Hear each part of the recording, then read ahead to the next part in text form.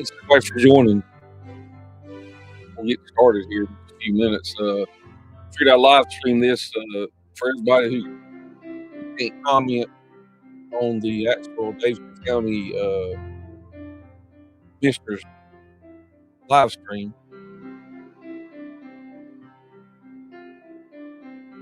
Supposed to be about flock cameras, of course, if you hadn't already heard.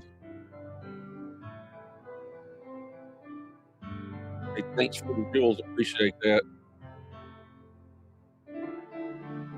And I appreciate that. Very controversial issue around the county on this. And also, there is a moratorium on here for the data centers. Put off for 6 months.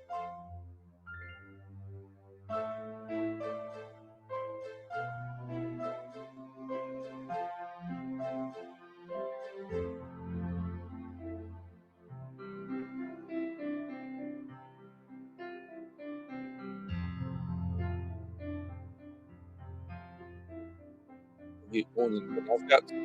I did post on the video link in the description. Look at got prior videos of actually started back on the October 3rd of 2024. That shows the initial initiation of flock cameras in the county.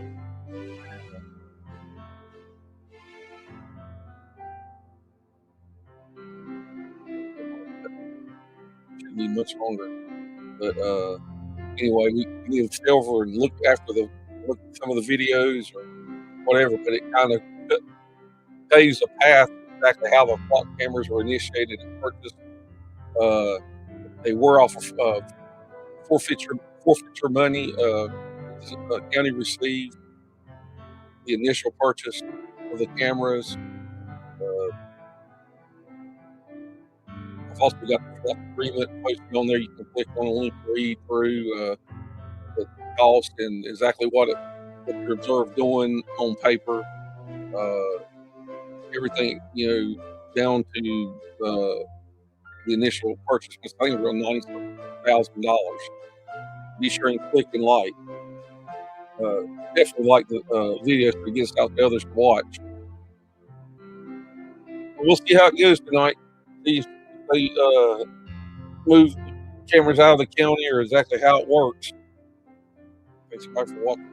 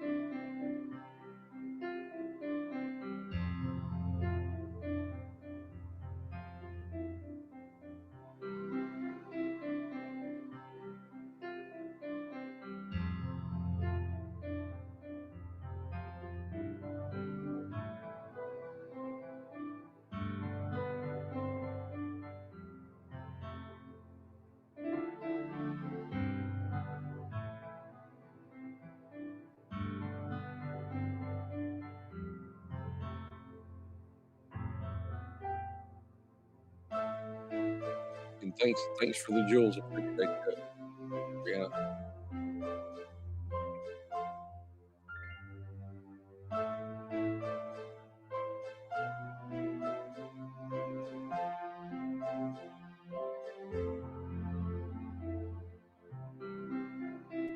Know anybody that's lives in the county or that's going to affect Davidson County with this flock camera vote or the data centers? Be sure and notify them and get here and watch. Regardless of the state, it's kind of like a national issue anyway. The flock camera.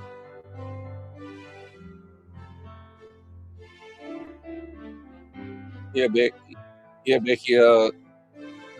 already got. I read the contract. And a lot of people, I don't know how many people do it. You can actually go on the Davidson County website and pull up all the minutes and the agenda. and it is on there. It breaks it down for 6 months about them studying data centers. The first 3, the next 3 after that, which would equal 6. Supposedly they're going to do a 6-month moratorium on it for study. We'll see if it actually gets approved. I feel like it will, but also with the flock cameras is the other issue. There's been a lot of research on that. It goes all the way back to October 3rd of 2024 when they were initially purchased or brought up to be purchased. And then you had the October the 14th meeting on the consent agenda. It got put on where it was a 6-0 vote by the commissioners to allow them. And there are links in the description on YouTube. You can just click on them and watch.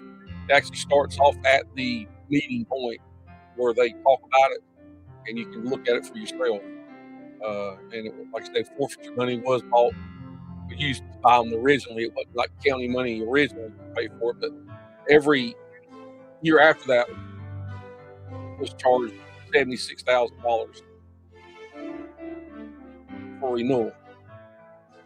And it originally started out with Lowe's, Home Depot, and all that. Which my reading is yeah, they use that data too. So it's not that we don't all know that we're tracked on even my phones or TVs or stuff like that. I mean, it's everywhere now. I mean, I think you even live in your own house without like being watched. But anywho, let's see what they talk about tonight.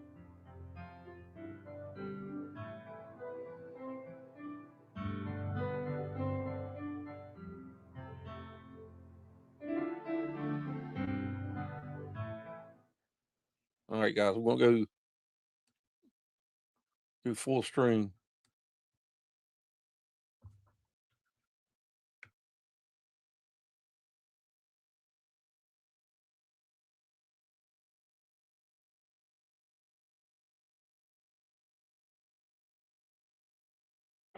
Yeah.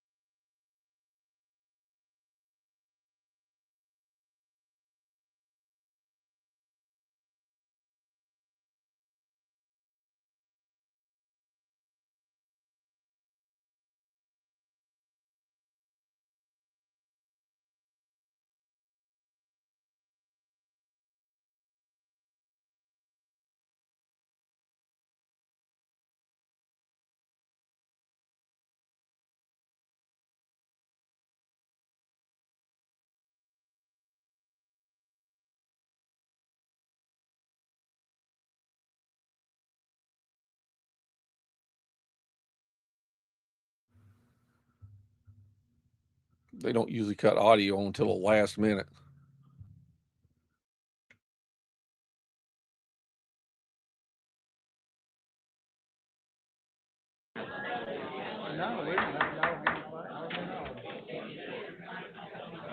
Good evening.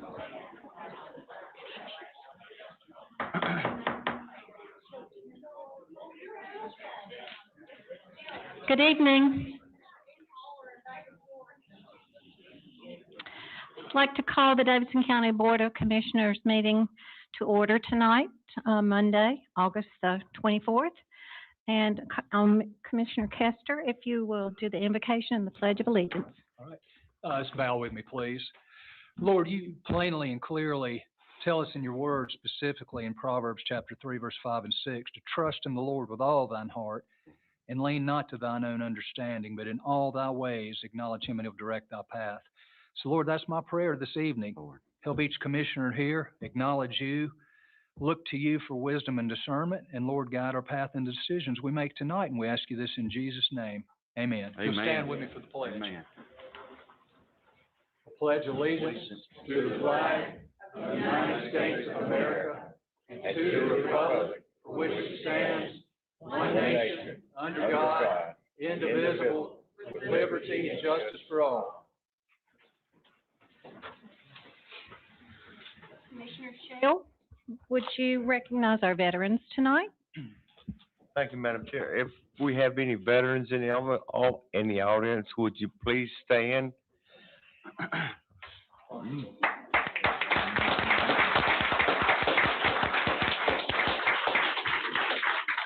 If you have not received the county veteran pin, would you please come up and allow us to present one to you? Huh?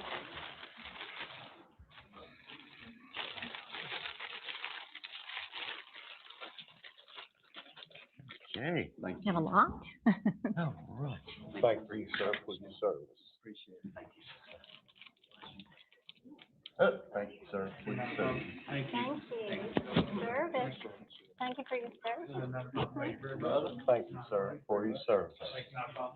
Thank you for your service. Thank you, sir, for your service. Don't worry about that. Okay. Hey, I'll knock that bag off so many Thank you times. for your service. Hey, buddy, how are you doing? Good seeing you. Thank you for your service, sir. Thank you.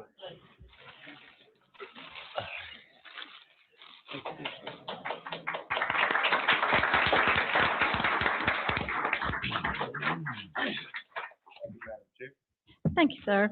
I'd like to recognize the Lexington Chamber of Commerce Representative Lynn Lee. She may either be here tonight. There she is. Thank you for coming, for the chamber rep. Okay. If you have not registered for public address, do so at the table.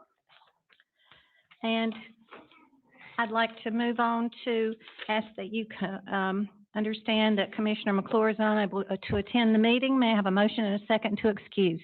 Motion excused. Okay, I have a motion and a second. All in favor, say aye. Aye. Thank you all. Okay. Adoption of the agenda, are there any changes to make to the agenda? Hearing none, I'll ask for a motion and a second to adopt the agenda. Motion to adopt. Thank you, sir. Thank you, sir. All in favor, say aye. Aye. Okay. So we're ready to move on to public address. We have a 30-minute time period and 3 minutes to speak. And Mr. Manus is bringing me the list. Okay, we'll start with, this is 138 Pebble Lane Court, Lexington. Mr. or Ms. Spencer, and how, is your last name? Spencer Davis. Davis, thank you, Yes, ma'am. Spencer. The one thing that I've not heard anybody discuss with regards to the flight cameras, everybody says license plate readers.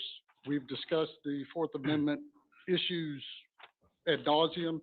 The one thing they do collect is all signals intelligence coming out of the vehicle.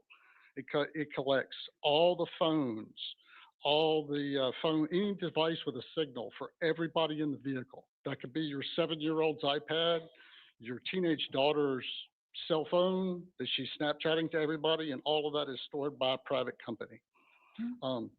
And that is a big deal for the fact that there was a report last week that New Hanover County had over 6,000 unauthorized or searches that were conducted that did not have a case ID or a search warrant in just less than 8 weeks between June and August. So that's, again, your daughter's cell phone, your 7-year-old's iPad, all that information is there. Doesn't matter what they're doing. Doesn't matter what they're doing on all of our stuff. You know, all the identifiers on the phones, everything. That's just something we're not hearing a lot of people discuss. Oh, license plate readers, pictures of cars, occupants. Nobody's talking about the signals. You've got a profile that's being built there of you. So I wanted to get that out on the record. Thank you for giving me a few minutes to speak. Thank you, sir.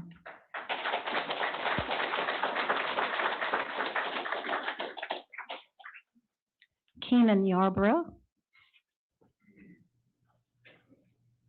Well, all of you give your address, please, when you come up and speak. Thank you. Yes, my name is Keenan Yarborough. I'm at 343 Caitlin Lane. Came up here to speak about flock. So my family settled here in 1802.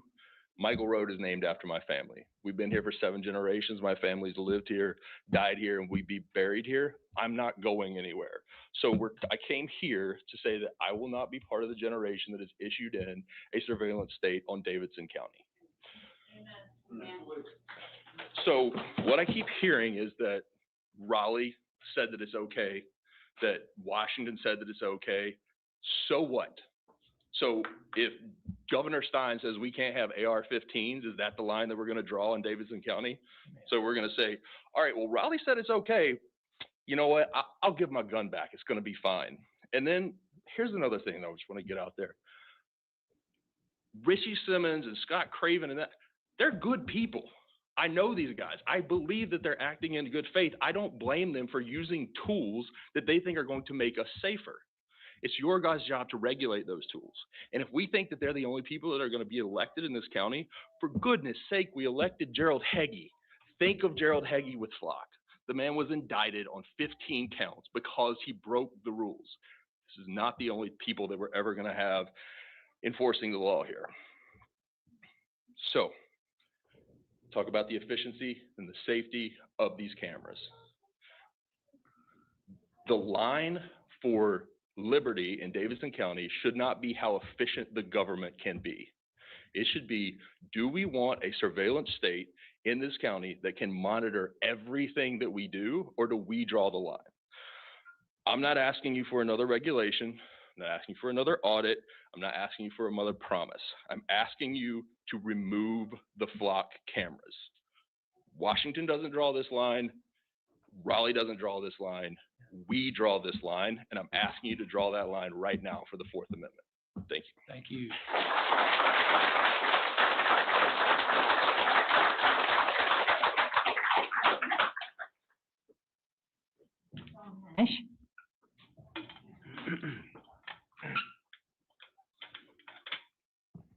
Are we ready?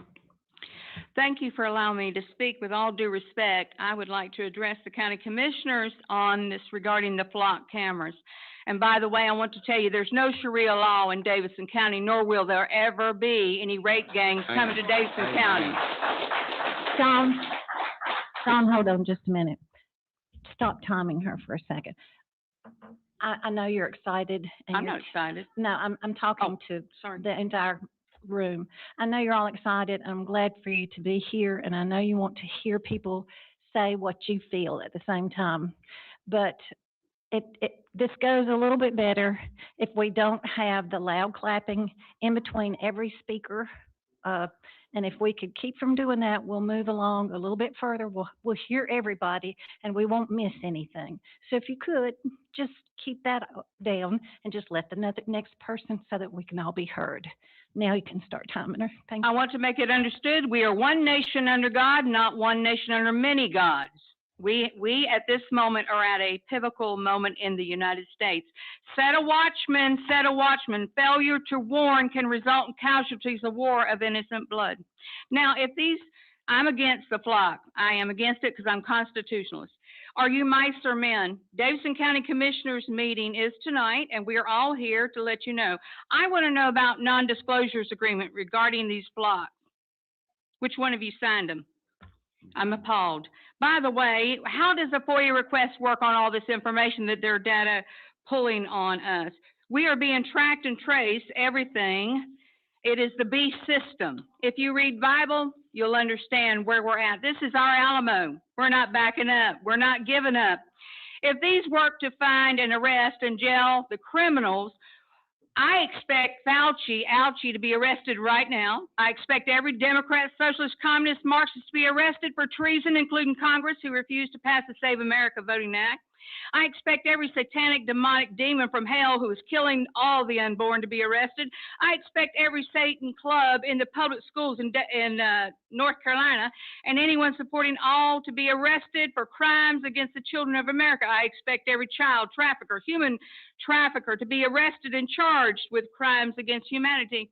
We are not backing up. I've got news for you. Men, you do what you do best. You protect your wives and your daughters because they are coming to Davidson County.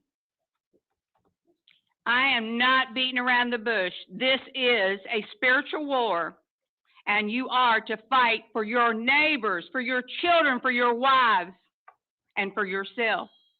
It is time to stand up and say, we will not be Sharia lawed. We will not have flock cameras. We will not be tracked and traced, and I'm not going to let any of the money that we pay in pay for us to be tracked and traced. That's the beast system. I am not scared to tell you this. I said it at the GOP meeting. If the men don't do it, by God, get out of the way, because the women will. And I mean every bit of that. These are our daughters. These are our children. And I'm not backing up, and I'm not afraid. So either we're going to be together in unity, or we're going to be fighting each other, and I don't want to fight nobody. I just want a county. If everything else is burning and they turn their back against the holy God, I want the face of God on this county. I want us protected. And we won't be protected if you go ahead and sell us out. So man up. Are you mice or men? Take the flock cameras down now. I'm not asking you, I'm demanding it. Thank you.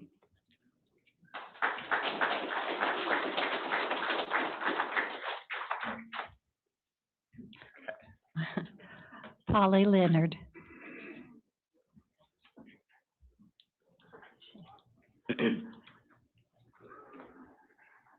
Hey, thanks everybody for joining.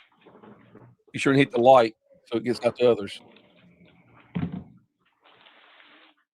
Well, I brought my own gavel because it just seems like you guys get really powerful with that thing. So you toss it around like the hammer of Thor. I wanted to feel that power too. So we're in session. So Chris, I was wondering, did you hire your private security today? Because it's a Nancy Pelosi move. It really is. But it really sounds like a good time. So I'm here for it. If you want to hire private security to take us citizens out, it sounds like a real good time. So Richie was real keen on posting his Encyclopedia Britannica, trying to justify communism in this county. And one thing that really sticks out to me with this entire insane justification for track and tracing of citizens that are not criminals is the statement that we use these to locate suspects and assist in investigations and establishing timelines. And I'm just curious, Richie, you're here so you can let me know. We have 2 of these flock cameras positioned right at 66 in the city of Thomasville. It should catch DUIs, the drunk drivers, as they leave and drive down 109 that have yet to be held accountable for injuring 2 kids of your buddy's daughter. So are we going to use these on all the citizens, or we just ignore the 1% in this county? Because it's not looking real good, as the rest of us are held to a different standard under the law. And we like to tout that there's safeguards and there's laws. So there's laws against drunk driving, but that doesn't seem to apply to everybody in this county, just a few.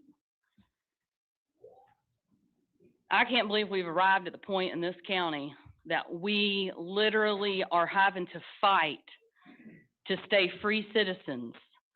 You're a constitutional officer of the law, and we have a constitutional freedom, and you're trying to trample all over it. It's not that hard. You either choose freedom or you don't. And I'm going to tell you right now, I'll chap every one of your asses if you want to continue on with this.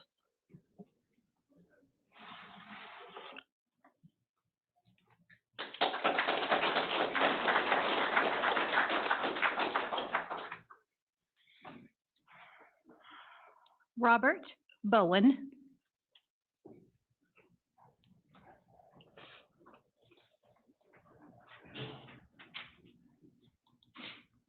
Hi. Hi. Robert Bowen, 226 Wingfoot Court. I think I have a tough act to follow. Chairman and Commissioners, my name is Robert Bowen, and I'm asking you to defund Davidson County's flock camera program. North Carolina's history gives a standard for this vote. On April 12th, 1776 at Halifax, 83 delegates unanimously took the first official action by any American colony calling for separation from Britain and independence. The Halifax resolves warned against power over the persons and property of the people that was unlimited and uncontrolled. Those delegates knew freedom cannot survive under constant government observation.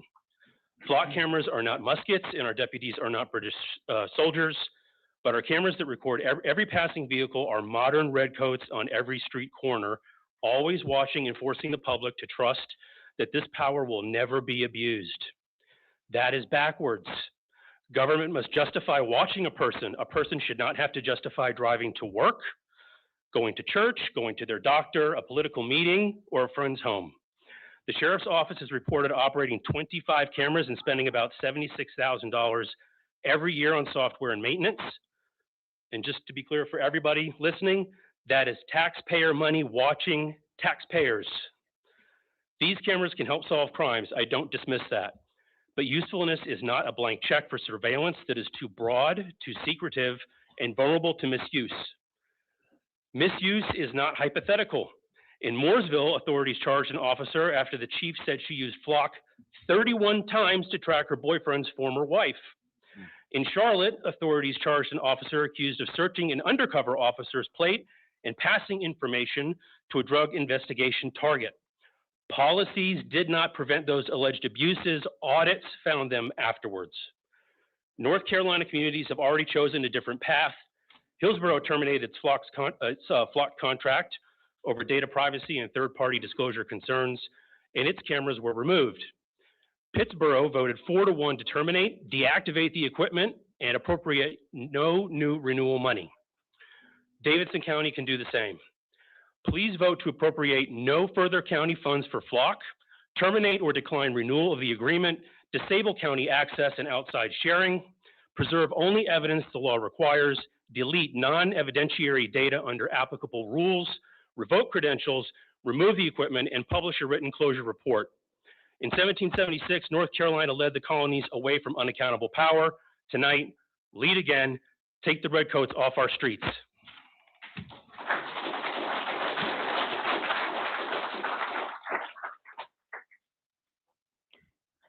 Adam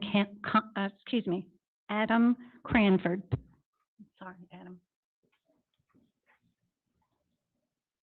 Hi, I'm Vicar Adam Cranford. I live at 407 Eddinger Road, Thomasville. And, well, I'm here in the uniform of my office. It's probably one of the most recognizable in the entire world, and very few people know what it actually means. The reason that I and all who wear this along with me dress in black is it's a representation of the fact that all of us are sinners. There is no one good, not even one.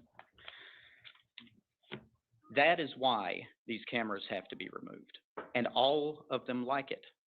It can't just be Flock. It has to be Axon and any other brand that comes along, because these things represent an unprecedented level of potential for abuse.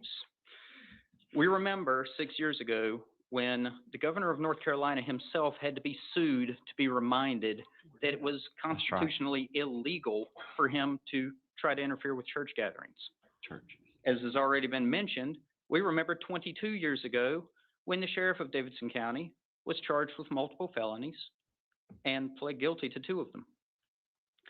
Even if by some miracle everybody here right now involved in this, it can be trusted with it, that will not always be the case. Your office, your uniform is no protection or insurance against corruption and abuse. Someone, either by election or appointment or hacking, will gain access to this system. And that's going to be something that all of us will suffer for. All of you, all of our children, all of our grandchildren. It's unavoidable. And that's why they've got to come down. So take them down, all of them, everything like them, and ban all of it in our county. Thank you. Thank you.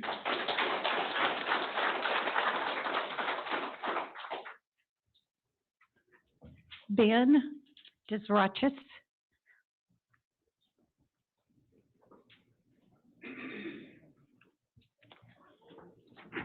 Good evening. My name is Benjamin DeRoche. I run the group DFlock Davidson County, and I represent the voice of the citizens against Flock. First and foremost, these are not just license plate reader cameras. Using artificial intelligence, they catalog a vehicle's make, model, body type, color, and unique identifying features. They also use no plate tracking with features like free-form search to track and find vehicles based purely on their physical description when the plate is missing. as well as movement profiling, which logs timestamps and locations to map out travel patterns across regional and national camera networks. Now, let me reiterate, national camera networks. In other words, a national database, and not a database that a law enforcement officer or hacker has to sit through and watch continuously to find their subject, but a database that is AI controlled and by a simple command prompt can bring up a person's private information anywhere this database is shared or compromised. And herein lies one of the big problems. We now have an unauthorized, warrantless mass surveillance program that has been snuck under the guise of fighting crime. Flock cameras are creating a digital profile that is stored, and that is what becomes a Fourth Amendment violation. An entire saved database we don't even know about. That is why the FTC has been pushed to investigate these flock cameras for their lacking cybersecurity systems. Not to mention abuse. Mooresville, North Carolina alone, 10 officers in August were investigated for misuse of flock cameras, and 2 other officers in North Carolina have been criminally charged, with new violations happening as we speak. And I'll close with this. The most common argument I get is, hey, Ben, if you're not doing anything wrong, what are you worried about? Hey, Ben, you're not a criminal. Why are you so concerned with these cameras? Well, aside from it being the Fourth Amendment violation for the reasons I just stated, it wasn't so long ago that the definition of wrong and criminal changed. Everybody remembers COVID-19, the lockdowns with the pandemic. The rules and definitions changed pretty quick. Many businesses were fined or shut down, and people were arrested for things like going to church, birthday parties, wedding celebrations. People were wrong and criminals when the definition changed quickly. Don't give the powers that be another tool to use if and when the definition changes again. Get these cameras out of my county.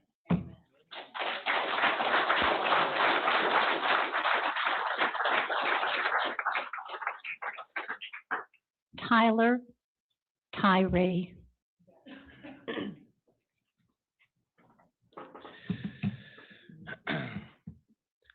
Hello, Davidson County.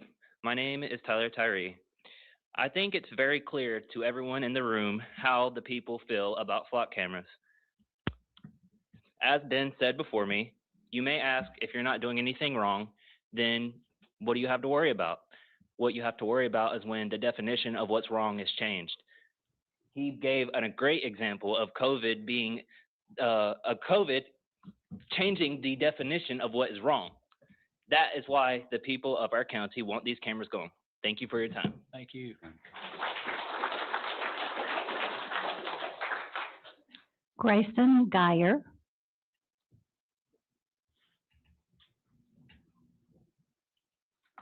Thank you guys for having me tonight. My name is Grayson Geyer at 304 McGee Road over in Midway. First, I really want to thank you guys. I know the service is thankless often, and I can see that this evening, and I don't want to be here. I'm supposed to be coaching the U8 soccer practice tonight. It's our first of the year. I sat with my boy this evening, and I tried to explain to him that this civic duty was more important than that this evening. He is 7 years old, my son. 10 years from now, he's going to be of military age, and I hope he serves.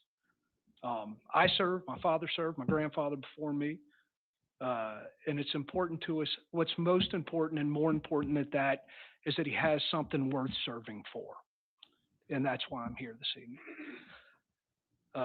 On 9/11, I was 21 years old. I was on a grinder in Coronado, California. I could not wait to go protect the free world from Saddam Hussein and his weapons of mass destruction. 25 years later, we all know what that was about. And it's a shame. And so around that entire global war on terror, my faith in institutions began to wane. And unfortunately tonight, as I look at all of you guys who are my neighbors, you're the face of the institution to those of us in here. And I want so desperately to trust you guys. I really do. We seem to be in a race. I don't understand the lack of prudence with AI. I recognize that the rhetoric is around China and that we need to somehow beat them to artificial general intelligence, though as I have worked really, really hard to try and understand what that means for us moving forward. All I can say is if it works out, it's potentially really, really scary. I don't know. I've heard some of the folks that run those companies describe it as creating a god. I think that's the scariest thing I can possibly imagine. And then on the other hand, if it doesn't work, if it turns into a flop, then we know that about 50% of the S&P 500 is riding on it right now, and that's not good either, right? So it doesn't feel like a great situation to be in necessarily. In this race with China, I think in terms of flock, it just feels very dystopian and Orwellian to me. And for those of you, anybody up there that hasn't read 1984, I'd be happy to drop ship you a copy after this. I have zero interest in becoming China in trying to win this race. And really, that's all I have to say on the subject. And thank you very much for having me this evening. That's a good point.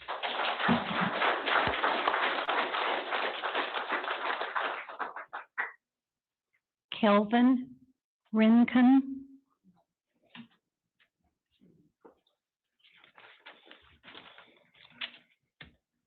Good evening. My name is Kelvin Rincon. I live in Thomasville.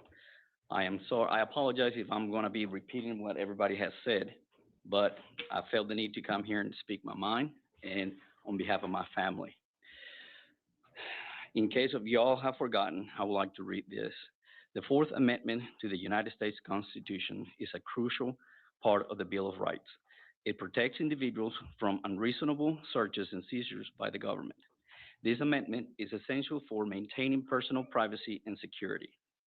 Key provisions: protection against unreasonable searches.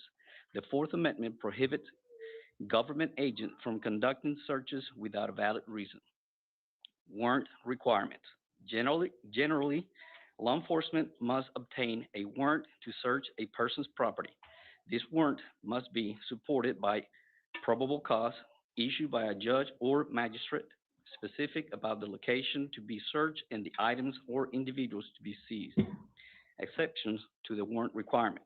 There are limited situations where police can conduct searches without a warrant, including consent. If a person with authority consent to the search incident to arrest.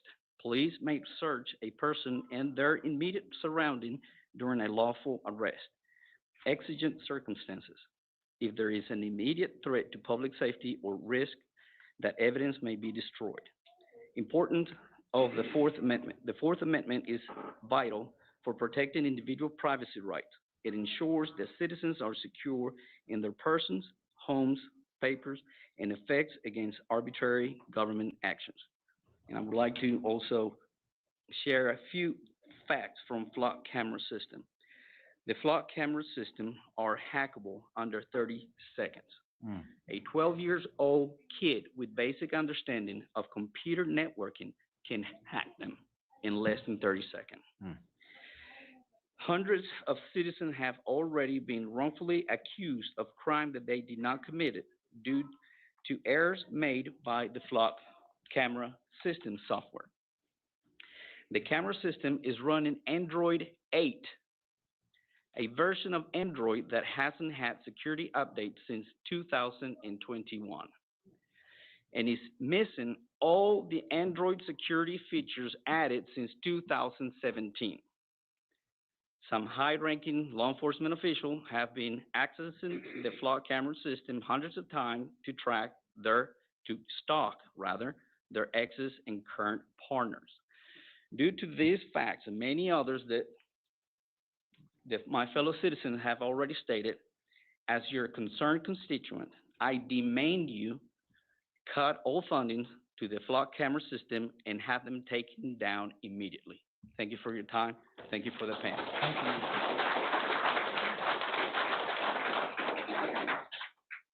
Wesley Barnes.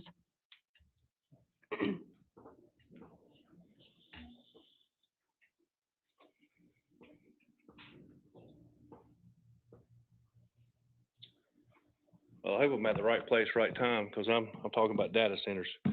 Evidently flock cameras. I want to break it up for y'all some a little bit.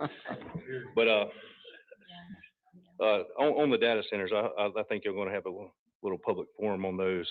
My family and I, we have 3 different cattle farms in Davidson County, one in Randolph, and we wanted to speak a little bit about the energy those things put off and the low volume noise that they put off. We do a direct to farmer sale on all of our beef, pork, chicken, eggs, vegetables. We have agritourism business on Highway 150 Fries Creek Family Farm.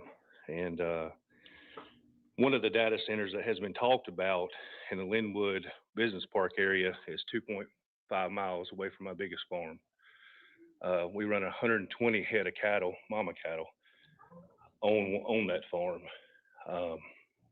And from all of my research and all the data that's come out, anybody within a 5-mile radius of those folks have had a tremendous amount of stillborn calves. Those farms for my family provide an income every year of over 6 figures. We barely eke out a profit, but we try to, and I can't have stillborn calves. I know that's not even down on 64 where we're talking about putting a data center. I have a cattle farm close to there, vegetable farm too. Water, greatly important to us, greatly important to them. We don't know enough about it to put a moratorium on it for just 6 months a year. We need to put a moratorium on it forever. For my family, we direct sell. We just finally, with Troxler's help, we have gotten, got to be NC. So that's taken years and years. And we have finally seen where we are able to direct sell our products directly to the customer. We do it right at our farm. We do it at farmers markets. And the state has been a huge help. We don't need any other struggles or any other setbacks with these data centers. With Tyson closing 3 plants just the other day, we sell to hundreds, if not thousands, of families every single year and direct consume our products. And to have me here on a Sunday or a sunny Monday afternoon, it's very, very important to me and my family. And just want to let you guys know when y'all start talking about it, that it is going to greatly affect farmers, and especially farmers and ranchers like us. So thank y'all. Thank you, sir. Thank you.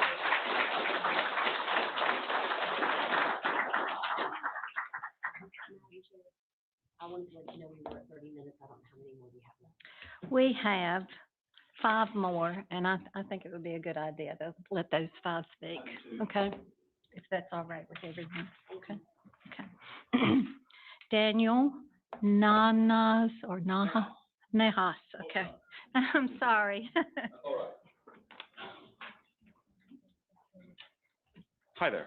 Hello. My name is Daniel Nahas, and I live at 260 Boggs Road here in Thomasville. And what more can be said? I'll cut to the chase. The flock cameras have to go. Now, I appreciate the difficult job our law enforcement does, and I don't doubt the sincerity of their desire to protect the community. But my concern, and yours, should be far more fundamental.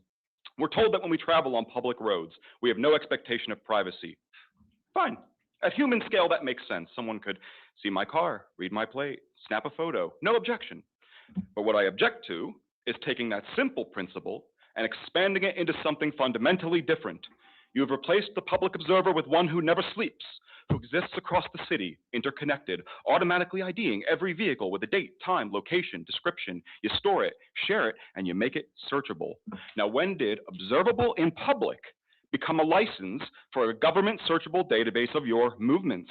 These are not the same thing. This is not simply benign observation. This is surveillance, and not just surveillance, but the worst kind of privacy invasion. Cameras owned by we, the people, require due process to access, either subpoenas or permission. Flock does not. The pipeline simply goes directly from Flock to law enforcement. So we get the worst of both worlds. Government intrusion, helpfully provided by corporate greed, powered by AI, but no way to hold Flock accountable for how that data is used and abused, and we already know it's being abused.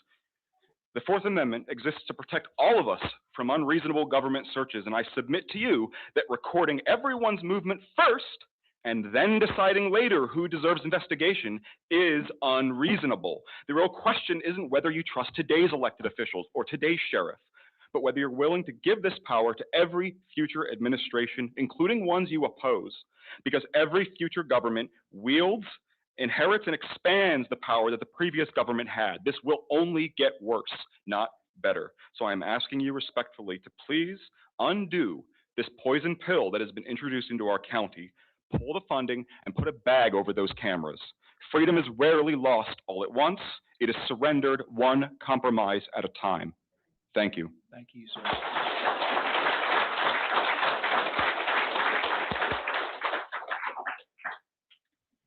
Gregory, M-A-U-S, Moss. Okay.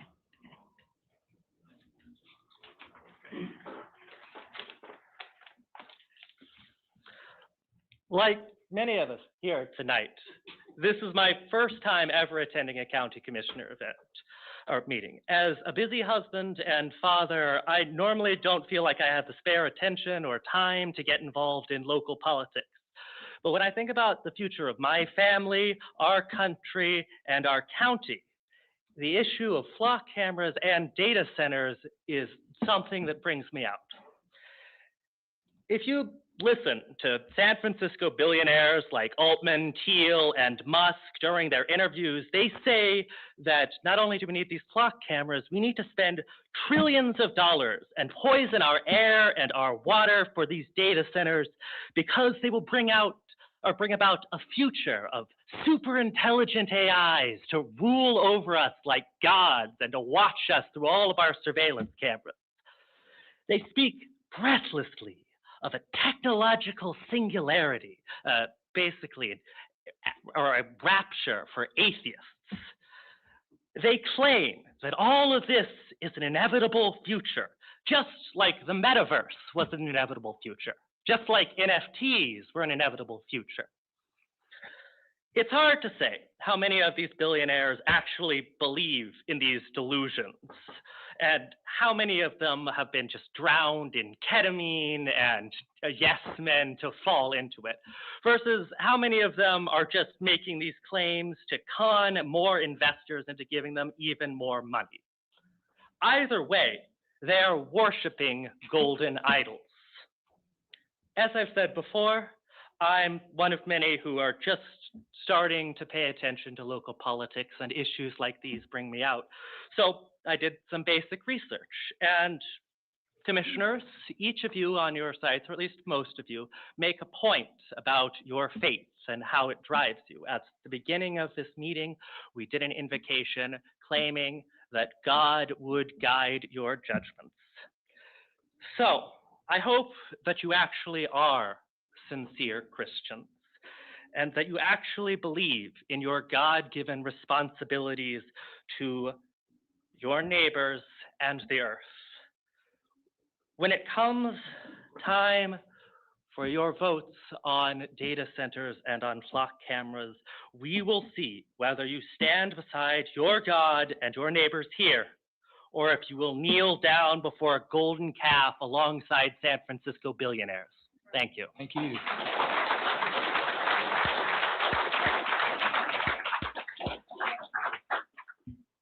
Kyle Cavender.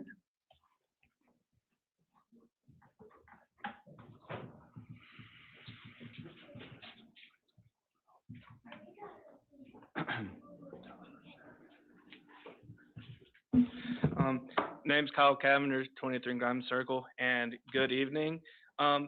Just short of 2 months ago, I got my political science degree, and I'm hoping to expand on the flock issue a little differently than everyone else. There's two different lanes that we could look at flock camera, and the first one is actually a Supreme Court case, Miranda v. Arizona, in which case the Supreme Court ruled that government efficiency when it comes to law enforcement does not justify violating, constitutional rights. So, and I understand there's the debate is that we have, we don't know if it's a Fourth Amendment right or not. It's still kind of up in the air with the Supreme Court. Understood. Next issue. North Carolina General Statute provides both the sheriff and the commissioner a oath that they swear when they get in the office. Both oaths state that your role essentially is still to uphold the Constitution. Amen. Knowing these two bits of information, my question is, with litigation still ongoing with the flock issues, is it upholding your obligation by dipping into this gray area of maybe it is, maybe it isn't? I would wager, or I would imagine that, like, if I was in y'all's position or any similar position, I would try to avoid getting into this gray area of maybe it's constitutional, maybe it's not. Let's take the risk anyways and just go for it, because that seems kind of disrespectful to the voters. And point two, knowing that it is up in the air, what happens if the Supreme Court goes and they rules against flock? What is the plan to take them down when, if and when that happens? My concern is, if it does happen, whenever it does, and they do rule that, hey, flock's illegal, you can't have them anymore.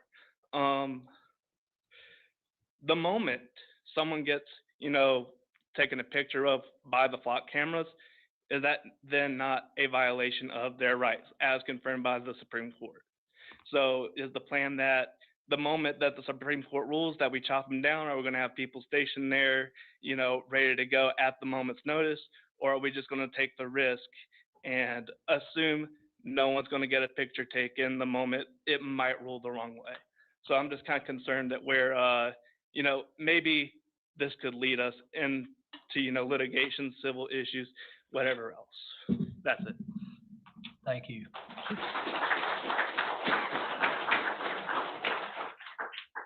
Angel Jeffrey.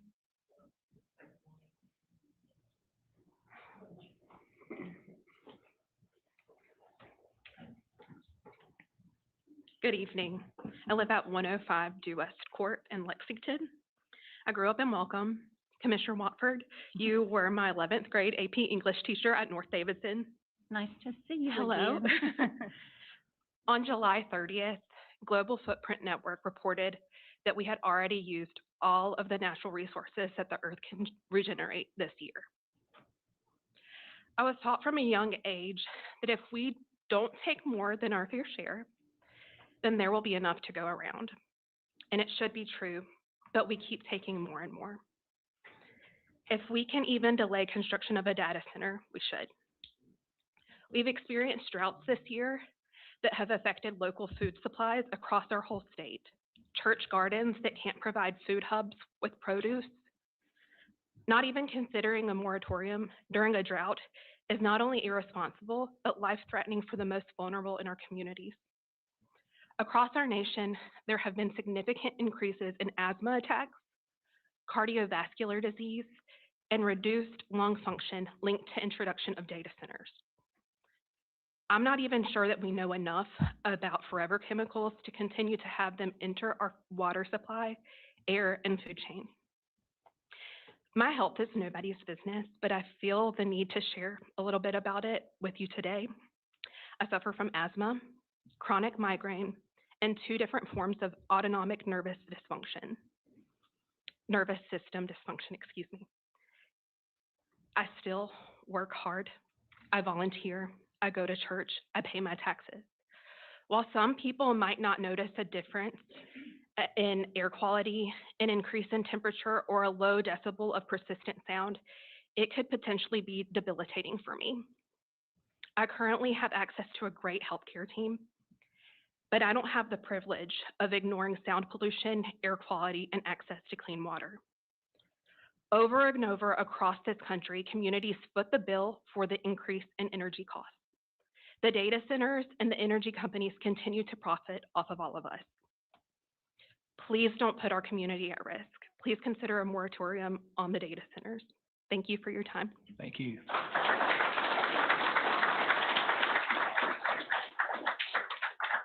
This is the last one, Ramsey Hunt.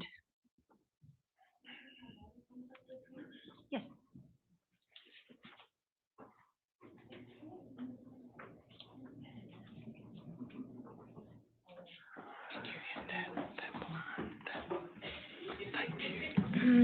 Hey, my name's Ramsey Hunt. I live at 189 Christopher Lane, Thomasville. 15 years ago, I was watching videos about China's social credit system, and I knew it would hit America one day, but I didn't know it would be coming this soon. If you don't know about China's social credit system, in short, every part of China is under surveillance. I'm talking 6 cameras at one stoplight. If you jaywalk or litter, then you lose points on your social credit, and then you lose rights, like riding the train. And that's just a brief description. I believe that our sheriff has good intentions with these cameras. However, I do not believe the elites of this country do. And we have to look at the whole picture, not just the good parts of what we want to see. And there are a lot of good things being done with these cameras. I will not deny that. But it would be very naive to believe that these cameras will stay in the power of our local police officers, which is already dangerous enough to our privacy for those who can't fight the temptation to use them incorrectly. Now to the data centers. I don't know about any of y'all, but I enjoy having clean water to drink and clean air to breathe. That's more valuable than money could ever be. Quit thinking about right now and think about the future. Is this really what is best for our children? What will our ecosystems be like in 30 years if we allow this data center and Duke Energy to use up our natural resources? Since y'all signed an NDA, we don't know what kind of data center is going to be built, but many people who live next to data centers complain about gas emissions that are causing them cancer in their community, noise pollution from the constant buzzing, light pollution making 2 a.m. look like 1 p.m., water pollution dumping their contaminated waste into our rivers and creeks, massive water consumption. Say goodbye to our lakes, rivers, and creeks. Part of Briar Creek is at the bottom of my hill. It's been dry all spring and summer, and it may never come back thanks to these water greedy data centers. You know, we need water to drink to survive and water to grow food to eat to survive. Even these data centers need water to survive. So why aren't they making them more eco-friendly? Because it's cheaper. I would like to know how close the owners of these companies live to data centers or power plants themselves. Probably nowhere near close to one. Why else are they trying to use and abuse our land? Go back to your home and build a data center in your backyard. And for those voting today, please take money out of the equation and think about the pros and cons of the data centers. I know money is appealing and it can fix up schools and all of the problems that the county needs, but we can fix this together as a community. We do not need big tech's help. Money is the root of all evil. Don't overlook the evil for the good of the money. Thank you.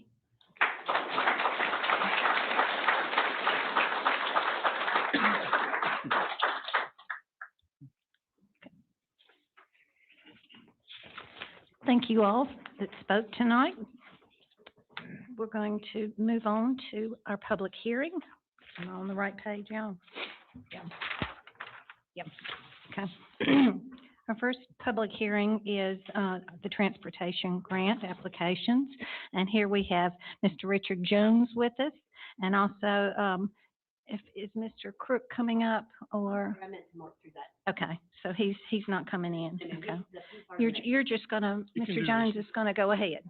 Okay, go ahead. Good evening, Commissioners. Mhm. It's our annual public hearings that we're here for tonight. The hearings are for the federal grants that we apply for to run the public transportation system here in Davidson County. That's both for our deviated fixed routes that we run the 4 routes throughout Lexington and Thomasville that meet at the community college, and then also our demand response, which reaches all across the county Okay. in those trips. Okay, so I think this is the point where I need to say, declare the public hearing open, I think. Okay. Okay, so go right ahead. Oh. Anything else you want to say for it? No, I won't take up too much of your time. I know there's some folks here that probably want to talk about transportation and Okay. why it's important here, but I'll answer any questions. I can do that now or afterwards. after Anyone the- have any the public questions? hearing. You can see which grants are listed up at the top of the page. Not a question, but,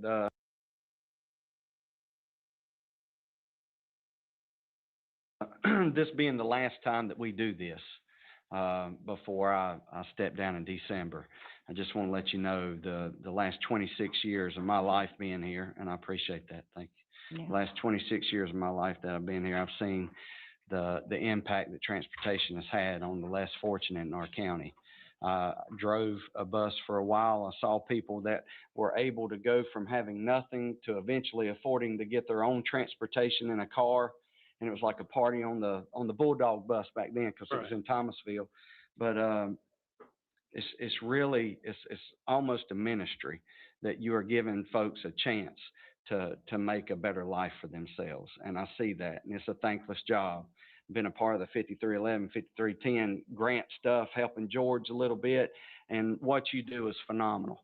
And this is the last time I'll be able to tell you this, but I appreciate what you do. Sir, appreciate Thank you, it. sir. I think last year we provided, between both the deviated fixed routes and the demand response, about 168,000 trips. Amazing. Right about there. Yeah. Fantastic. Yeah. Mr. Jones, this is a, matching grants, am I correct on that? Yes. What kind of money we talking about On, from the on the county? 5311 administrative grant that covers the cost for the administrative office to run both the systems, it's a 15% a local match. Okay. The 5307 grants are a 50-50 grant. So we have to provide 50% of the money locally. Both City of Thomasville and City Election help contribute to that, along with the general fund for the Davidson County. I think for what And then the 5310 is a 10% they should be grant, making that the some kind general of fund, I think, provides. vote on it tonight. Any other questions by the board? Supposed to go over the data center. Okay, is there anyone in the audience moratorium who fee. wishes to speak either in favor of or opposition to this request? Amen. Okay, I don't believe we hear anything. You want to speak? Oh, there's some ladies right here. Okay, come on up. Good evening. Good evening. I am Betty White, and I use senior transportation. Amen. They say a lady shouldn't tell her age, but I'll tell mine. I'm 80 years old, and I Yeah. no longer drive. But transportation, it takes me to the grocery store, to my dental appointments, to my doctor's appointments, basically, and to the senior center. Amen. Every day when I want to go. Mm-hmm. So it's really a help to me. Without that, I wouldn't be able to make it. So I love Davidson County Transportation. Anytime I call, I can always, get an appointment, get a ride. And Meredith, that works in our office at the senior center, she's always quick to help you get an appointment or tell you how to do all that. But I don't have 30 minutes to talk about it, but that helps me do what I need to get done. Without them, because my children, they've moved away, so they're not here to take me everywhere I want to go. So I really depend on Davidson County Transportation. Thank you for being a cheerleader. Thank you. Thank you.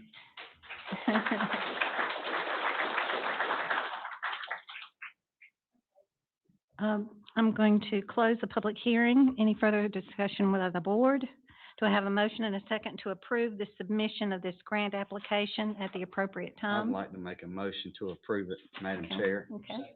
I have a motion and a second. All in favor, say aye. Aye.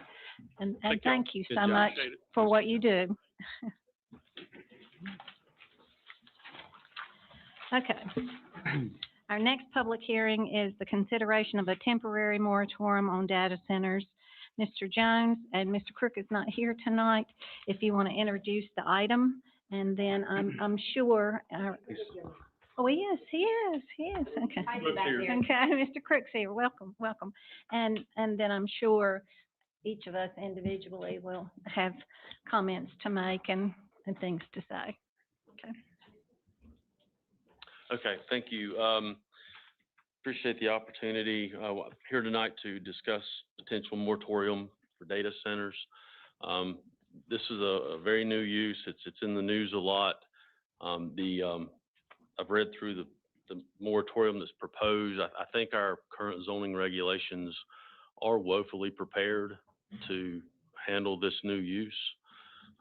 It'd be my professional opinion that we do need a little time to put something together to effectively identify, this moratorium is not intended to end it forever.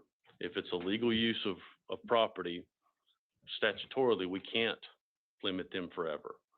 So we need to identify the proper locations in the county where there's adequate power, where there's adequate water, where there's adequate sewer, and the infrastructure needed for these facilities, and produce an efficient regulation that will cite these things, but more than that, protect the folks that are around these things. There are common side effects to them. I don't know if we have adequate water. I don't know if we have adequate power. This is what the moratorium would be for us to delve into these topics and see. But I'd be happy to answer any questions that the board has tonight, and if you have any. Go ahead. Go ahead, honey. By placing a moratorium, you were talking about, taking a look at a particular data center. There's several kinds of data centers. Do you not feel that a moratorium would handcuff the commissioners and the commissioners coming in if, in case they saw something that was beneficial to the people? Well, if under the classification. Can they even look at it during a moratorium? I'm sorry. No, that's okay. I apologize. I thought you were done, Commissioner Shell. Obviously, if a moratorium is adopted and a facility comes in that meets the definition of data center that's in the moratorium, sure, it would prohibit its location. That's the purpose intent of the document. But as it stands, if the commissioners decided against the data center, they could do that individually, couldn't they? And look at each data center on its own merits and failures. Well, I think the purpose and the position that right now, Davidson County does not have that use in its zoning ordinance. And the way we are currently regulating it is a warehouse. And those are used by right in limited industrial and heavy industrial districts. That these uses have more side effects and potential impacts on surrounding properties. You know, you guys, I'm sure, have researched and you know the potential side effects, but I think the moratorium would be a 6-month reprieve so that we could potentially prepare for those and cite them in the most appropriate locations. During that moratorium, would you have participation by individual data centers to come here? So what would there be for the commissioners to investigate? I think the moratorium lays out some visitation to existing data centers and talking to data center experts, talking to utilities experts, talking to folks that know, you know, we've got a really solid water supply. If you read Davidson Water's charter, it's to provide potable drinking water. They're not in the business of insurance. They're not in the business of providing water for data centers, but they're used for insurance and they do a wonderful job. Don't know how many gallons per day they can produce. We don't know. A lot of question marks is my point. I want you to understand, I'm not speaking in favor of data centers. Sure. I understand. I'm saying that I think the commissioners don't need to handcuff themselves. They need to have the opportunity to evaluate data centers individually, because some of them, if the people would look at it, are very beneficial. Sure. And some of them, we don't want, we don't want them. Sure. But I think they need to have the opportunity to do that, and I don't think they need to handcuff themselves with a moratorium. I really don't. In certain Because I think you can do the same thing individually by looking at them individually. Just sure. say And no. There are several different levels. The colo data centers, and then you got the hyperscale, and then you've got the hyperscale AI. Yeah. So there are several different levels of data centers. Right now, the commissioners, if somebody finds a piece of industrial property, it's already zoned, the commissioners don't have a say in it. It's a use by right. It can go there without any say. And what I think, and in my mind, as the planning director, I think this would basically set what you're talking about up. The ability to look at criteria, beneficial and detrimental, to the county and the surrounding property owners and allow that yes or no to be placed where it's appropriate, which is right here. Because it's y'all's, this daios's philosophy is what we as staff, interact in, is what we execute. Lee, Yes, sir. if I'm understanding correctly, the purpose of the moratorium is to give us as commissioners that opportunity not only to visit these places, but gather our documentation, consult with our constituents to see what they do and don't want, and maybe in the meantime, consult with you to see if you could implement more stringent zoning to where maybe they couldn't pass the zoning. So that's what I'm thinking. That's what I'm understanding the moratorium is, to give us time to research these things, to where these things just can't come in and drop one on us in the meantime. I'd like to take a second to thank Mr. Tavis Curry, because he's been an amazing resource. He has forwarded documents that you folks have seen, that our office has seen, and looking at what other counties do, that would be my impression of what would take place. It would be an explorative effort to try to see where we want our decibel levels for adjoining property owners, where we want our setbacks, where we want the level of input from an electric provider or a water provider or a sewer provider to be able to handle the effects of one of these facilities. So I would think that would be the outcome, or at least the proposal of the pause, so that we could vote, go to the planning board for that text amendment, and then come ultimately to this board so that y'all can decide on what's appropriate. I guess I got a question for you. Yes, sir. I've been pretty much involved with the data center too, that's had looked to come here, okay? Yes, sir. So, I hear you say the commissioners are to get involved with the power and the water. Well, we're not in the power and the water business, so we can't get involved in that. If the water company don't have the water to give them, then they're not going to give them the water. The power company don't have the power to give them, they're not going to give them the power. So some of these sites are generating their own power now. Yes, sir. So everybody says, well, it's going to pull from the grid and it's going to make our power go up. Well, they're furnishing their own power, so they don't have to get it off the grid anymore. So correct. Yes, I'm kind of like Mr. Shell. We kind of tying our hands now. If we want to go to work and try to get some setbacks and those kind of things worked out, that's fine. But a 6 months moratorium. So let me tell the people that the one that I've been looking at, and I get it, money's not everything, okay? So, but again, we got to look out for the future of our kids. And when me saying that, I talked with a specialist the other day, and they use AI with melanoma skin cancer, okay? I got a spot right here. I got to be at the doctor Wednesday. You have a 68.9% chance of survival using AI and the method of AI treatment compared to the conventional doctor's treatment of surviving melanoma. So that's good. I guess what I'm trying to say here, not everything is one way or the other. There's some good in some things and there's some bad. So you got to try to outweigh. So one of the companies that was looking here would generate $54 million a year in property tax. Okay? We raise $200 million a year. David, do you know what it is? 178 or 180? Just property tax is only about 95. 95 million a year, just property tax. Right. You're Rest right. is sales tax. You're right, because the rest is sales tax and then generated. So half of what's generated by property tax would have come in with one business. So you got to say, is that worth it? Well, I don't know if it's worth it, but I can tell you, one of the new schools at Lexington is $100 million. They want a new school now. Thomasville wants a new school. That's $100 million.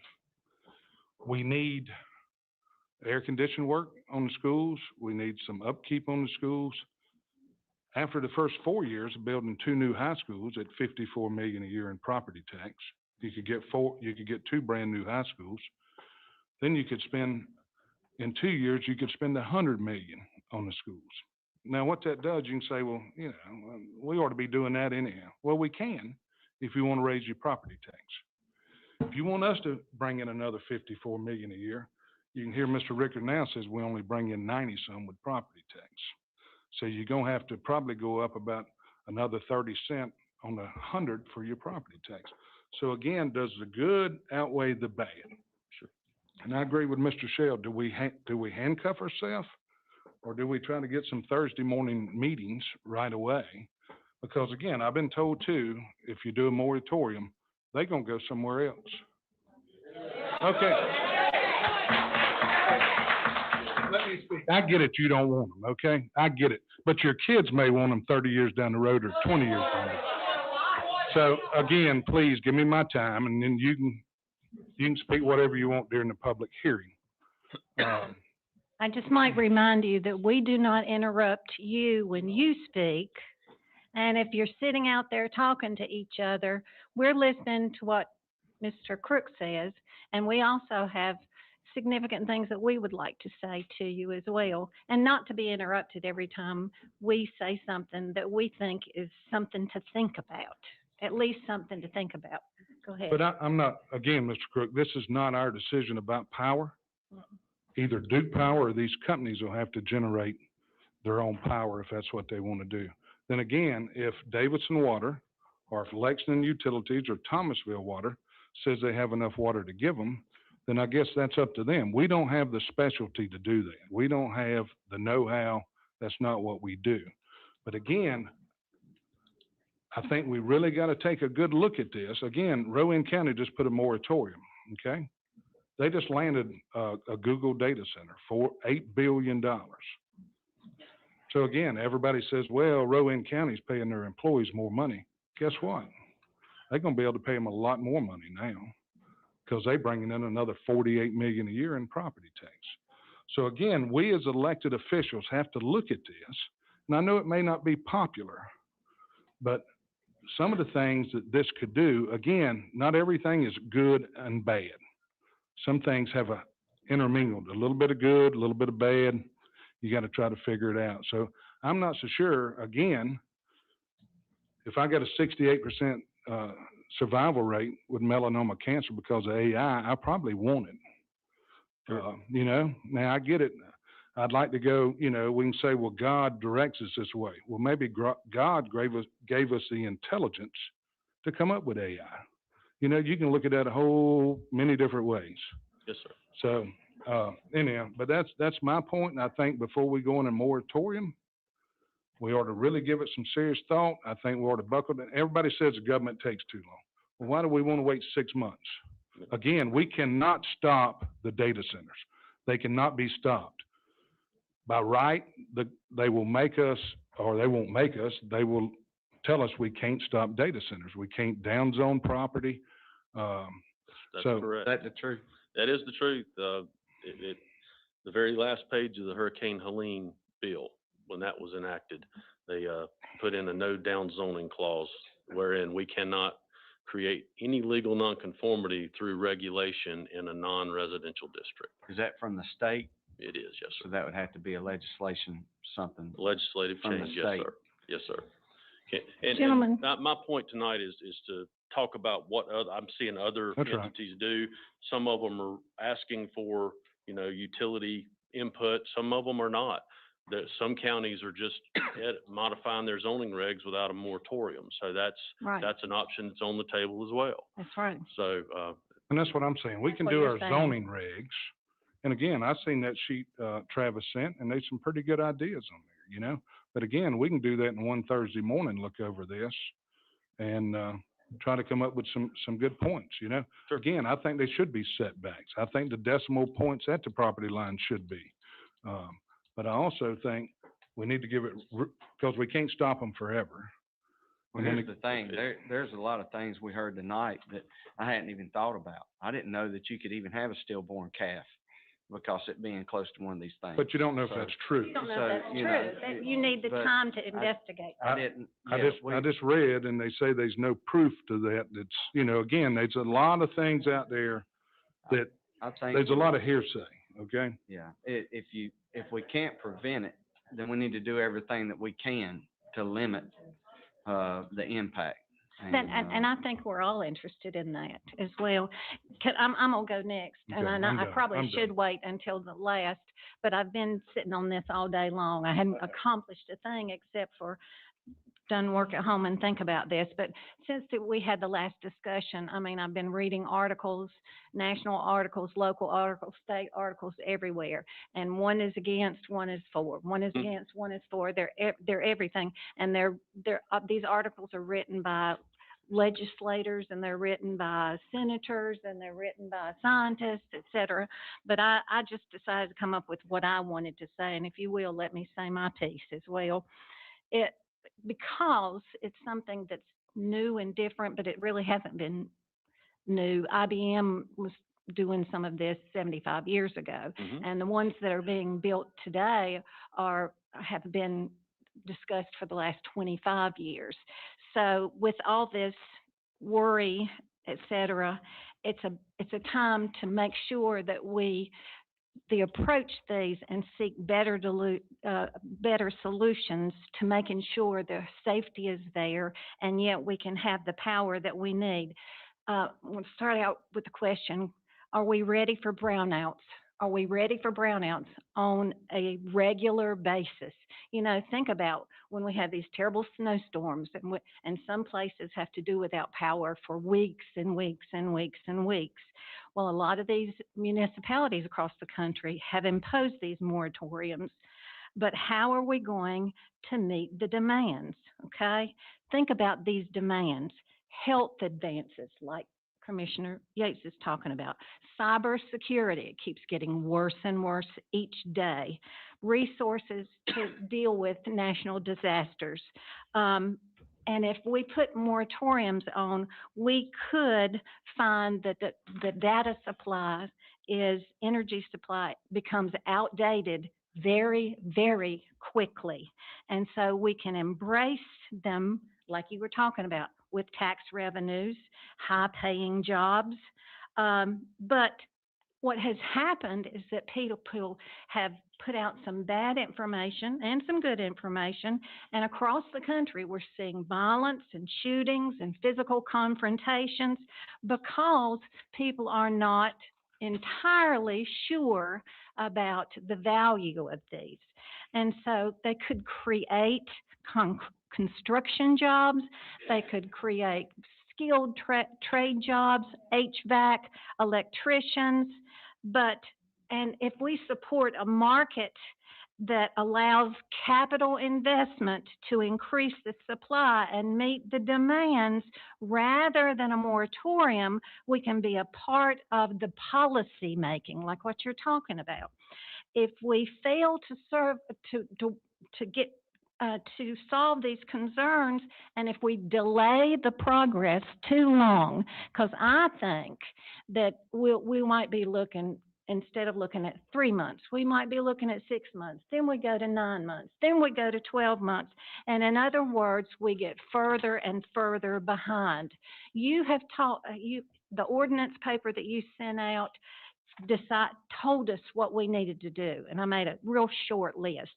You said we need to define what a data center is, we need to look at state regulations, consult legislators, have public hearings, get with the experts, look at land use, draft an amendment, and have some hearings. But if we do wholesale 6-month or more moratoriums, it crushes our chances over landing one or more that may do good for our county. If we hesitate too long, that sends out this message, and this really worries me. We are closed for business here in Davidson County. Okay? Well, I challenge you. You're not thinking about the future. You're thinking about...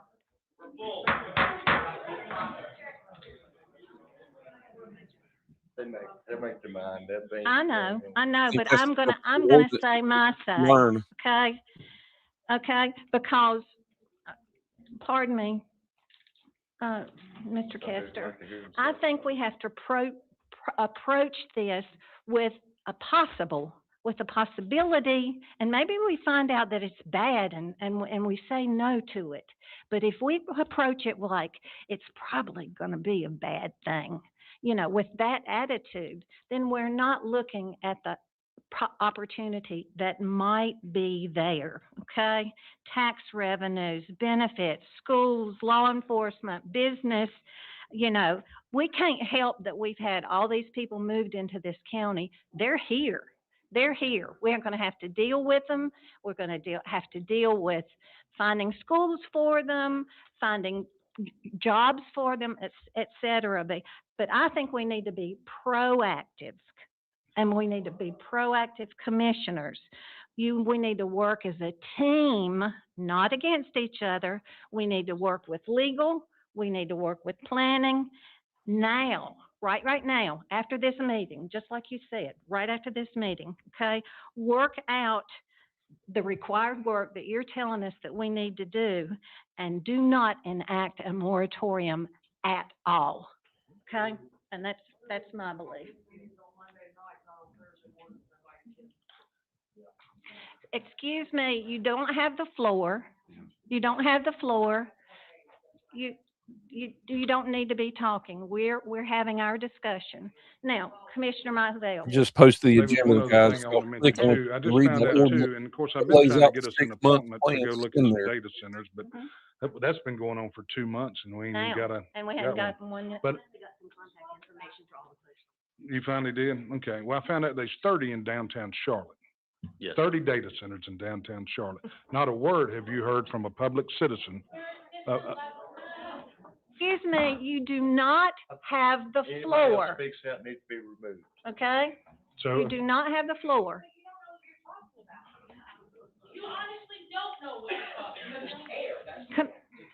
Mr. Folks, Simmons. could I have y'all's attention just 1 second? I sense your frustration. I'm there. But we did respect y'all, let y'all talk. You may not agree with what's coming across with some of these opinions from this end, but I would appreciate the respect and afford everybody up here the same privilege and respect and opportunity to speak as we gave y'all. So if y'all could just bear with us and keep it orderly, I'd appreciate it. thank you, Mr. Castro. I appreciate that. All right, I'm done. So for now, anyhow. Okay. Do I get to talk now? Yes, I think we're ready for Mr. Mizell. Yeah. I thought I'd save me for the end since I asked for the moratorium, I guess, in the first place, but that's okay. I haven't what I would talked yet. You No. haven't talked yet. I haven't talked yet. You bring So up go the ahead. you bring up the rear then. How about that?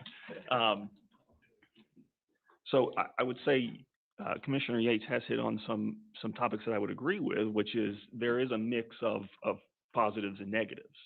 Now, where we would probably part ways is I would be in favor of the moratorium and doing what has been laid out and what has been discussed to study the matter under the protection of the moratorium so that there is not a data center that can come up before we have done the proper due diligence. And I'll be the first to say, I've been reading articles. I know we've received several emails from folks. I'm ignorant on a lot of it. I want the time to study it, visit them, weigh the options, and put some things in place in the county, proper regulations and zoning, so they're not just considered warehouses currently, because that does open us up. The other thing I would say is, and I mentioned this, I think, probably about a month ago when we first broached this topic, is our board does not have the authority to just flat out ban them. We don't. It's a limitation of the board given by the state. Now, we can do moratoriums, and we have settled on about a 6-month. I know initially, I had requested 1 year, but if we do the 6 months, there is the possibility of a renewal where you can continue it, and we've got some new board members coming on. So I think if we go with the 6 months, it would expire in February, and it would give them time to kind of get onboarded and choose whether they think we're in a place to renew it or not. But my main thing is it gives us time to study it, and it protects that time while we study it. So I would be in favor still of the moratorium. Y'all hold your applause. Thank you, thank you. I just want to echo Commissioner Mizell's sentiments. I see both sides of it, but my biggest concern, I don't know about y'all, but my Bible still says there's safety in a multitude of counselors. I've consulted people in the military background, corporate background, everyday citizens. I just think we need the protection of a moratorium to further assess what's going on, because really, the truth be known, I've read a lot of both good and bad about them, and I'm not comfortable just blanketly not giving us any protection. So I'm echoing Commissioner Mizell's sentiments and going for the moratorium. So I think the comment of the night was that, God would, guide your judgments, and, don't bow to the golden calf. Whether people believe it or not, I am led by the Holy Spirit, and I've tried to give God my best in this position.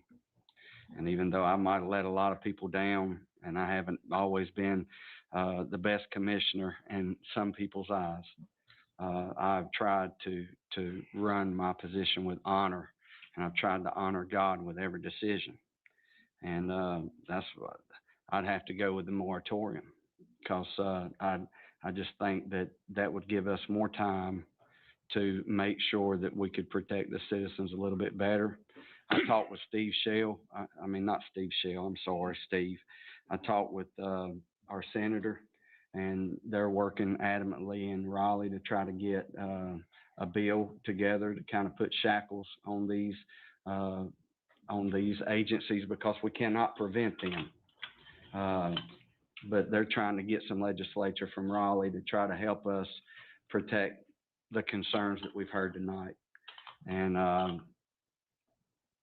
I've always, I think although you might have suitors and you might have people that could come and make an economic impact in our community, I think the more time that we can look for the things and find answers, I think that would be something that would be beneficial for this board and for our citizens moving forward, and for your staff. So I would be for it. I also just been told there's a data center in Lexington, an active data center already, so. I didn't mean that. It's hard to imagine. We got data centers here, and they so bad. Well, So. I think there's a common consensus across the board that some edit of the ordinance and the regulations need to take place. What level that is will ultimately be up to the board and how we proceed forward, whether we just do active edits to the ordinance without the protection of a moratorium, or whether we pause for 6 months. Ultimately, we're here to serve the board however. I got one quick question. Has any of these folks that's been looking for a data center, has any of them been given anything in writing that says they have a right of use now? We have issued some, back in 2024, we issued some staff level opinions that data centers would be considered warehousing from our office. So that means those properties cannot be stopped at this point, just so you know, for the 6 months. Is that a fair? No, they since they've already been referenced an opinion. If they wanted to take it to court, it'd probably be hard to challenge a moratorium. Would that be a fair statement, Mr. Jones? I think it's harder to challenge if someone who had already gotten a written opinion determination, zoning determination, it would be harder to prevent them from attempting to go ahead and develop their project. We certainly, I mean, the board will direct how you want to approach it. If the board determines that you don't want permits to be issued during the term of the moratorium, then that's the way that we would proceed. And certainly, if someone wanted to challenge the county and try to require us to issue permits, they could pursue that in court. But we'll take whatever approach the board wants to take. And I'm just saying that liability's out there, and a good possibility to lose, because you can't especially with the statute, the new state statute from last year, that you can't down zone any property or. So if Senate Bill 730 passes and we have that, we're gonna have to change what we do anyhow, because we don't circumvent what Raleigh brings down the board, right? So if it's not written in stone and a new law's passed, then we have to change everything we've got immediately to meet what our brothers and sisters in Raleigh passed down to us. So it might be a moot point if they pass a law with these guardrails, and it would limit this new person coming in to be able to do what they need to do if that law was passed. Is that correct? Sure, anytime statutory regulations pass that affects local land use regulation, we have to, edit our ordinance to reflect what they have adopted. And from what I've heard, it might be a good thing for Mr. Jones to reach out to Senator Jarvis's group and get the finite details of what's in that from a legality approach and how that would change us, which is another beneficial part for a moratorium, so we can know exactly what we're looking in to kind of draft that into what we've got, so we're prepared for when that does happen. Okay. If you're ready to hear the Yes. audience, we'll, May I have a motion and a second to either approve? public hearing. No, We need to open the public hearing. I do, excuse me, open the public hearing. Thank you. And we've already done questions. I think we've already made, I have to go to this part, don't I? Mhm. Okay. Is there anyone in the audience who wishes to speak either in favor of or in opposition to the request? I'll beat you to it, Chuck.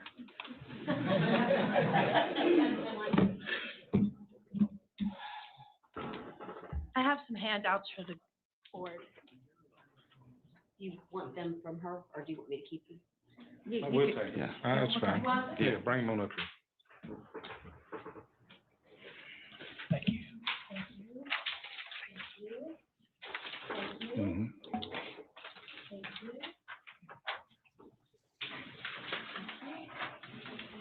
We got, thanks everybody for watching and enjoying. Appreciate all the comments, likes, and subscribers. See what happens. Good evening. My name is Janine, and I live at 361 Westgate Court here in Lexington.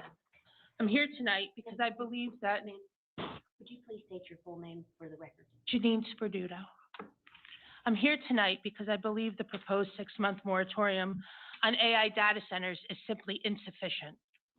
We are being asked to make decisions that could permanently affect our county's water, power grid, roads, environment, natural resources, and quality of life. Those are not 6-month decisions. They are decisions that could affect this community for generations. 6 months is not enough time to do the research, gather the facts, and establish meaningful protections. Surrounding communities and cities have already recognized the need for more time. I'm asking you to extend this moratorium to 2 years. And I want to be very clear. This request is not about stopping economic development. It's about making sure that the economic development does not come at the expense of the people and the resources of this county. This is not to be rushed to justify development. Davidson County currently has no hyperscale AI data centers operating here, none. This is an actual advantage. We have the opportunity to learn from other communities before we make the decisions here. The moratorium should require the county to research and document environmental impacts experienced in communities where data centers have already been operating for at least a year. We should look at actual measurable results, not promises or projections from companies seeking to build these facilities. What has happened to water consumption and local supply? The Yadkin River is under siege. It will only be able to handle just so much. It is not an unlimited resource. It must be protected at all costs. What impacts have these facilities had on electricity demand and infrastructure and cost to consumer? What about noise, air quality, stormwater, land use, surrounding ecosystems? What have residents and local governments experienced after these facilities have been operating for a year, 2 years, or longer? We should not have to become the experiment. Other communities have already taken the steps. We should learn from their experience and use that information to determine what protections Davidson County needs. And if the research shows that certain impacts are minimal, then we have the evidence to support that conclusion. But if it reveals serious problems, we will have the opportunity to address those problems before approving development here. Once a massive data center is built, it is not easily undone. So I'm asking you tonight to do two things. Extend the moratorium. 3 minutes, ma'am. Add a requirement for a comprehensive review of the environmental impacts documented in communities where data centers have already been operating for at least a year. Please don't rush this. Please don't let pressure for development become more important than protecting the community.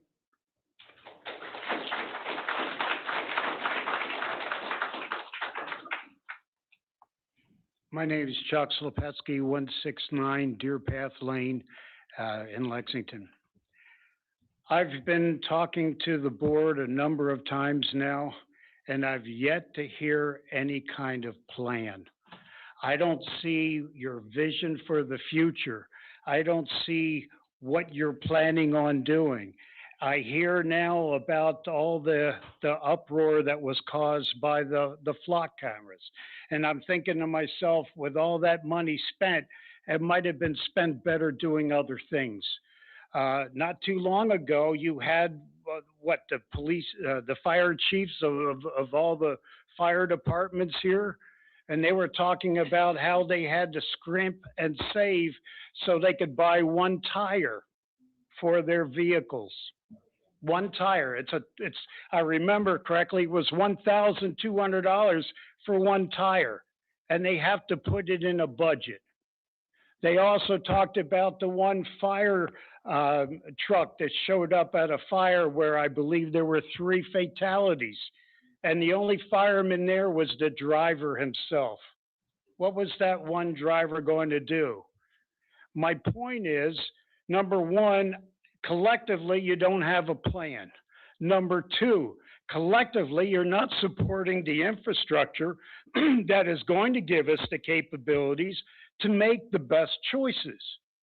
If we don't have the fire department, and I'm sure that, although to a little bit lesser degree, the emergency medical, I'm not 100% certain about our policemen and sheriffs and how they're doing, but the infrastructure has to be there for you to do anything. And before you do anything, you need to have a damn plan. And you haven't addressed that plan. Now, does the data center make sense? I have no clue. And neither do you, because you don't have a plan. Does the pipeline exist? I mean, does that pipeline that is being put in, does that make sense?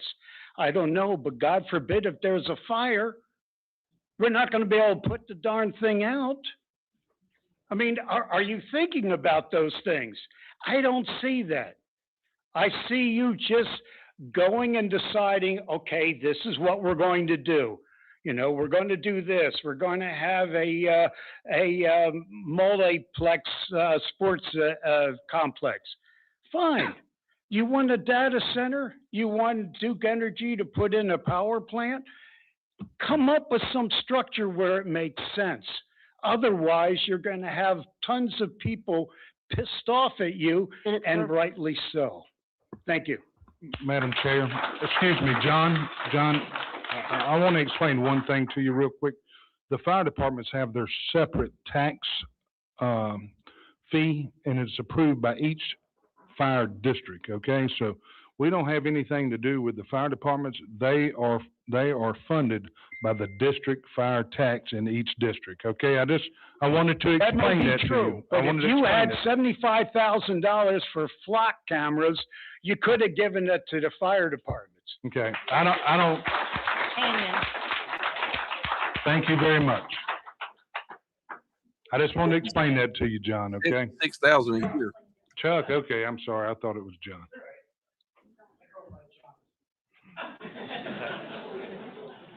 My name is Pastor Linwood Buford Jr. I am the pastor of New Smith Grove Baptist Church down off of Highway 8. I'm the brand spanking new pastor of New Smith Grove Baptist Church. Get away with that, it's me right sitting next to you. Don't confront me like that. I'm not from Lexington. I'm actually a 95 West Point graduate and a 20-year military veteran, and my wife and I, she's a veteran also, we decided to come here, and Lexington is like an oasis for us. And that being said, because I'm the pastor, I have to look out for my congregation. I think the moratorium is a good idea. Matter of fact, I think it would be better that you don't even put a data center here. You said that they can create their own power. The problem is with creating their own power, they probably create their own waste that can also create a problem here. Sir, you mentioned that AI can be beneficial, but there's also going to change into something that's probably going to be uncontrolled down the line. You said that God gave us intelligence to create AI. Technically, that might be a little wrong because it was fallen angels that provided that information to humankind. So there's a little different there. You mentioned that there's no proof for the stillborn calves, but you got an expert sitting in the back of the room. The reason I say that is because I have diverticulitis. Diverticulitis, they'll tell you that you should or should not eat certain kinds of food. If you eat those kinds of food, it'll get down inside the diverticuli. You have inflammation, you end up in the hospital. Well, I've been eating peanuts and all kind of things lately, haven't had too many problems. So I feel like I'm an expert on myself because I'm actually doing and dealing with the issue. He's an expert on stillborn calves because he's got stuff, he's got farms and everything and raising cattle. You said creating jobs. Being that I've gone around the world to different places, I've seen sometimes where new things come in, they bring their own people. So that means there's an influx of people that'll come in, and it won't necessarily be people here who are getting the jobs. And if that comes in, that's going to flood the zone, and then you have a different kind of problem. Here's my last thing. As I was in the military, sometimes I had an opportunity to play spades with my soldiers. One thing they always said, all money ain't good money. Thank you. Thank you.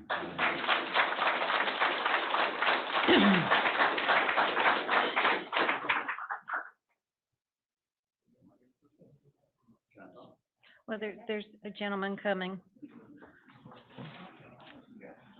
Good evening again. Sorry, I didn't know the data center could be discussed today. Otherwise, I would have something prepared too because I'm against Sorry, it. sir, your name, please? I'm sorry. I apologize. Thank you. My name is Kelvin Rincon, Okay. Thomasville, North you. Carolina. I hear a lot about, I have heard both sides of the coin. Good and evil, good and evil. Let me ask you something. If I inject a little lie in the Bible, the Word of God, is that still truth, 100% truth, or is it a lie? Thank you. If I give you steak, and I promise I will buy you steak next meeting, wherever you want it from, I will buy you steak.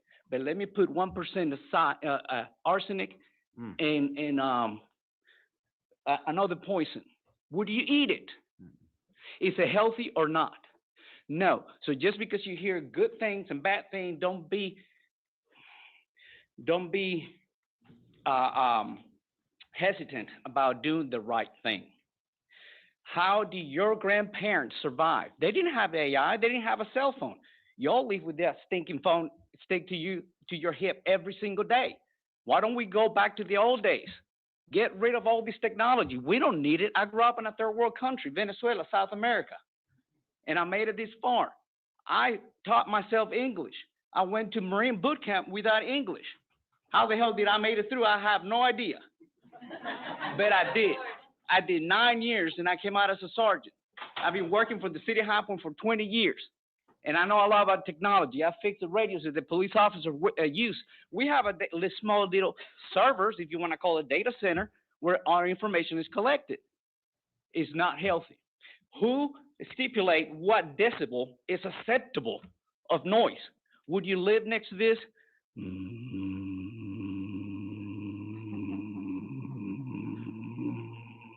For the rest of your life. If I pay and I help you pack your bag, would you move next to those data centers? No, you won't. Don't let the data centers ever here in Davidson County. Thank you.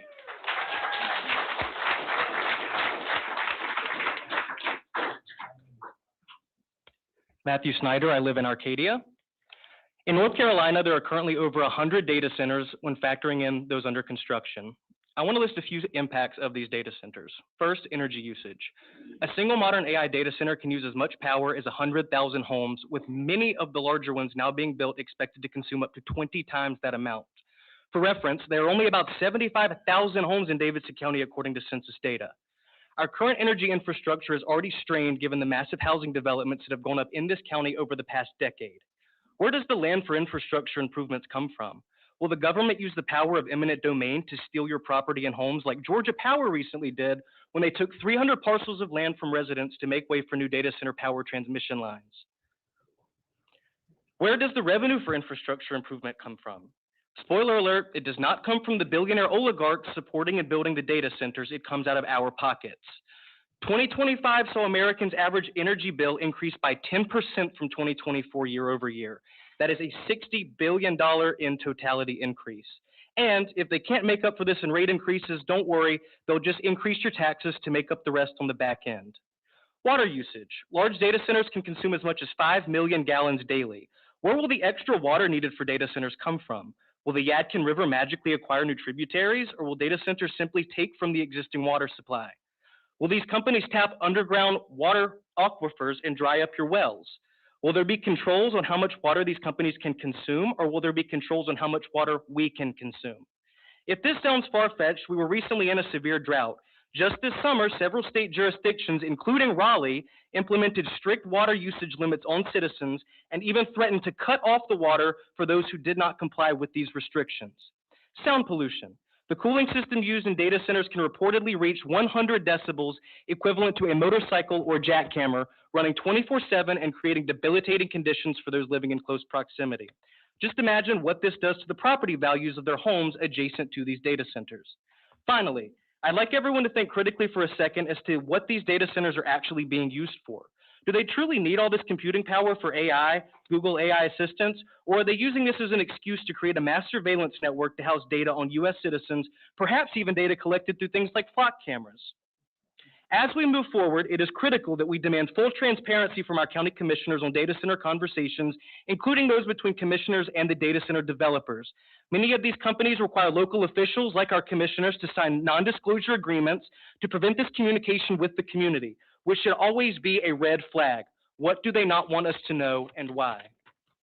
Lastly, I urge everyone to consider a cost-benefit analysis on moving data centers into our community. What will you gain from having a data center in your backyard? More importantly, what will you lose? And on a personal note, for the ones who support it, as soon as you decide to put a data center in your backyard, I'll be more than happy to hear your expert opinion. Thank you.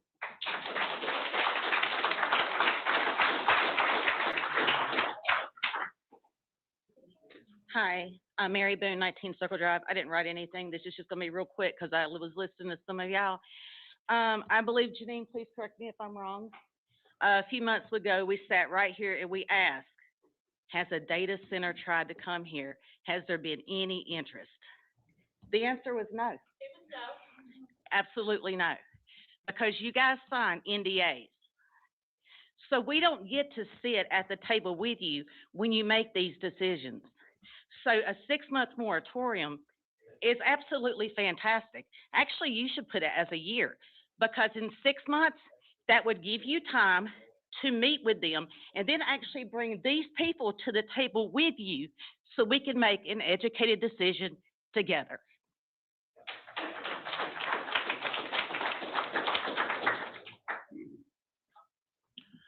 Daniel Richardson, 4368 Lickery Church Road, Denton. Davidson County is not primarily the soil, nor the water, nor the air, nor the infrastructure. It is this people. The people tonight have spoken overwhelmingly clear. Anyone could have come here tonight and have spoken in favor of these data centers if they had so desired. But not one person from this side has done so. You folks are elected by the people to represent their interests. Some of you have spoken in favor of the moratorium, which is what the people who have come here and dedicated their quality time that they could have done other things with, they have spoken in favor of that moratorium. In conclusion, I'd just like to remind you, some commissioners will not be repeating their service term when it comes to the new year. That's because the people spoke during those elections. So just remind you, the people have spoken overwhelmingly tonight, regardless of what the cost-benefit analysis is or other objections that have been given. We just want you to know the people have clearly spoken. They do not want these data centers in Davidson County. Thank you.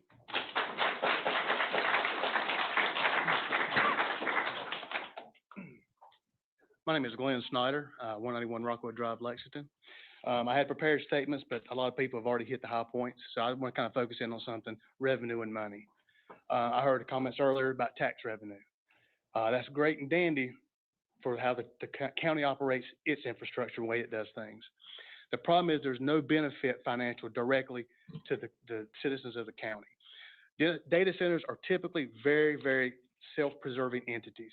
They have very few manned staff, few office staff, few mechanical staff, few janitorial staff. They're not coming in and hiring high-paying jobs for the people in the community. I'm an engineer by trade. I'm very involved in a lot of different high-end technologies. These things, they're self-sufficient. When there's a problem, they will bring a high-end, high-paid tech from another state to come in, fix the problems, and they leave. When they come in to construct these facilities, they're not using your local plumber, they're not using your local electrician, they're bringing in these large conglomerates from other places. So there's no direct benefit to the citizens of the community. The people in the community, they're going to have to deal with the consequences of these things being here, whether it be the power usage, the water usage, the sound issues, anything else, any sort of radiated type energies. We heard an individual talking earlier about, stillborn calves. Any of those type of things that could affect the community, affect the people, they're not benefiting from any of it. Now, granted, there might be some more tax revenue, but my property taxes went up last year, so there should be some more revenue there for something. So my thought is, I'm against the data centers. You guys have a tough job before you. I understand. You got a lot of people that don't like this, and they're looking at you a certain way. But I respect the position you're in. But understand that these are the people that voted all of you guys in office year after year. And these are the people that are saying, we don't want this. This is a bad idea. And if we want revenue, we want to bring stuff into the county, bring in a manufacturing plant, somebody that's building car parts, or somebody that's doing something that's going to bring high-paying tooling jobs, electrician jobs, plumbing jobs, automation technicians, engineers, people that are going to do something and actually have a place to work, versus the data center is going to have 20, 25 employees, and it's just going to be a nuisance on everybody. So with that said, I do appreciate your time, and thank you guys very much.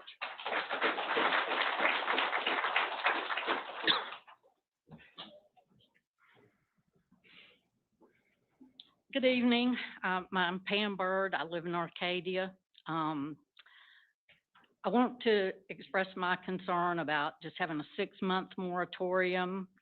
This board only has 3 more months, and a new board will be sworn in December 7th. So that really doesn't give y'all much time to tour data centers and do all of the things that you discussed talking about with Mr. Crook.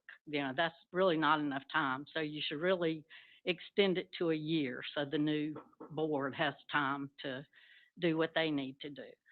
I want to reiterate what the gentleman before me just said and explain the difference in the kinds of data centers. I find it really hard to believe that there are 30 of this type of data centers in Charlotte. My dead husband worked for Wachovia Bank, which is now Wells Fargo in Winston-Salem. In Winston-Salem, right off of Silas Creek Parkway, you can see it as you drive by, is Wachovia's data center, what they call it. It's been there 25 years, right off of Silas Creek Parkway. The footprint is probably about like this building, but take off either 1 or 2 stories. It's definitely not as tall as this building. He's correct. It only employed, 20, 25 people. They're not going to be jobs in these data centers. He explained that just right. The Wachovia employees called that building the mausoleum, which, as you know, that's where we bury people. There's not a lot of folks in a mausoleum. So that's probably the type that Charlotte has 30 of. These are, some of these other folks can explain better, but these are like football field size, multiple football field sizes. Regarding the melanoma scanner AI, that's great. I think we already have those. I was a computer programmer. It does not take a football field size data center for a melanoma scanner. These are something else. I mean, there's not going to be one that big built just for that purpose. You know, that's great. The construction jobs will be short term. Those are the only jobs. I mean, any jobs that these data centers bring are going to be very short term. And so you're not thinking about the future of this county. And I hope you'll reconsider your vote. Thank you. Thank you.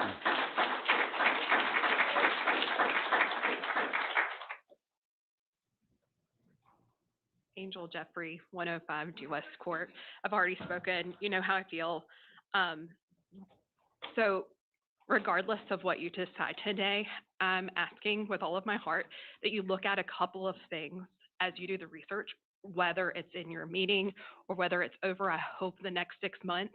I want you to look at the parking lot size of the data centers that you visit, because that's going to tell you all you need to know about the amount of jobs that they're actually going to bring to our community. Then I want you to look into a little bit of the difference in AI. I work in digital media, and I have for the last decade, and I have used AI to remove backgrounds on pictures that whole time, even a little bit in high school, right? Like, I've been doing this for almost 20 years. That AI is called assistive AI. Now we're using generative AI, which is thinking at a rate and at a process rate that is much, much, much more intense than what we're talking about before. So I just want to echo what the lady before me said, that when you're talking about data center, it can mean so many different things. When we're talking about AI, it can mean so many different things. And so I want you to take the time. You said something about the last couple of months that you've been trying to visit. If you've been trying to visit an AI data center for the last couple of months and you haven't been able to, why do you think 6 months is too fast? Give it its due diligence. You have an expert and a planner here who's saying that having 6 months to think about this is a good thing for our infrastructure of our county, to make sure that we have the water and electricity and it's not going to cause brownouts. Just give it 6 months. I'm not asking you even to not do it at all. I'm not completely against AI. I'm scared of it. As someone who works in digital media, I am afraid of what it's going to mean for our future, and I use it. With that said, 6 months. Take the 6 months, please, because you need to do the research. You taught me to do research, right? I started my senior project with you. I had to do research all through your class. Take the 6 months to do the research. We took 2 years on our senior projects, if you remember. And that was a much smaller project, and it did not affect so many lives. So thank you for your time.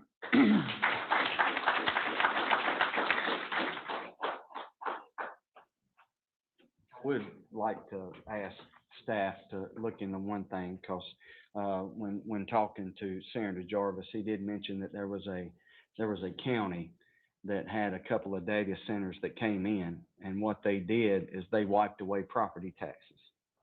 I haven't heard of that. I don't know if that was another state or whatever that did that, but I would like to check in to see if that was, where that's at. And I think it was Louisiana.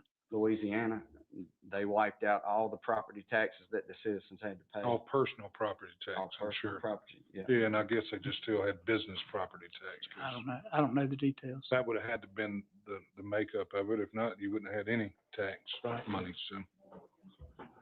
But That had anyway, to be a that- pretty that's- big. That's a good, Yeah, yeah. that had to be pretty big. So we're gonna close the public I hearing then? think we are going to close the public yours? hearing. Yeah, I think it is. Okay, No, you have it. I don't know where mine's going. Here it is. Hold on. Okay, I declare the public hearing closed. Mr. Jones, I guess we need to, this says Mr. Jones, but it should say Mr. Crook, I guess. Staff recommendation. Where's Lee? Oh, there I it don't is. know if we need staff recommendation No, or I not. don't It's- think that. What are we, We just need to discuss on the board what we want to what do, we or want to somebody, do, or somebody make a motion? motion, or Make a motion that we adopt a 6-month moratorium on data centers. I'll second that. Okay, let's vote verbally, or do you need us one by one? Yes, ma'am. We can roll. Okay, And Mr. Jones, it can be renewed. At the end of the 6 months, we would have to go through another hearing process because it would be another, zoning, essentially another zoning, zoning ordinance. So we'd Okay. have to go through this process again. Okay, is everyone ready? Yep. Okay, Commissioner Kester. I vote for the 6-month moratorium. okay. All right, I have a motion, and my second was, he's already voted. he's already, okay. Tripp's Okay, already voted. You're voting. No, wait a minute, I'm doing it according to the graph I have. Commissioner Mizell, I'm in favor of the moratorium. Commissioner Shell, No. Commissioner Yates, No. Chair Wofford, No. Commissioner Elliott. Yes. We have a 3-3 tie, and that means the motion fails. The motion fails. Motion fails? Yes, ma'am. Okay, Consent agenda next. we're on the consent agenda. Are there any items to remove? I think That's because the we commission is not already did that, but, there. I don't think there are. May I have a motion and a second to approve the consent agenda? Motion to Second. I have a motion and a second. All in favor, say aye. Aye. Thank you. We have a couple of folks at the meeting to accept some proclamations tonight. Miss Tisha Everhart Roberts for Senior Services. There you are. I hadn't seen you. I've got this one for you, Tisha. We have several, proclamations, and this one is for National Senior Center Month.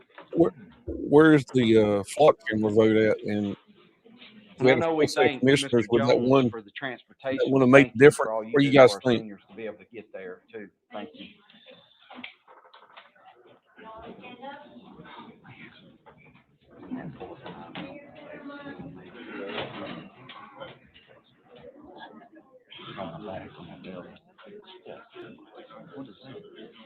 We're taking pictures.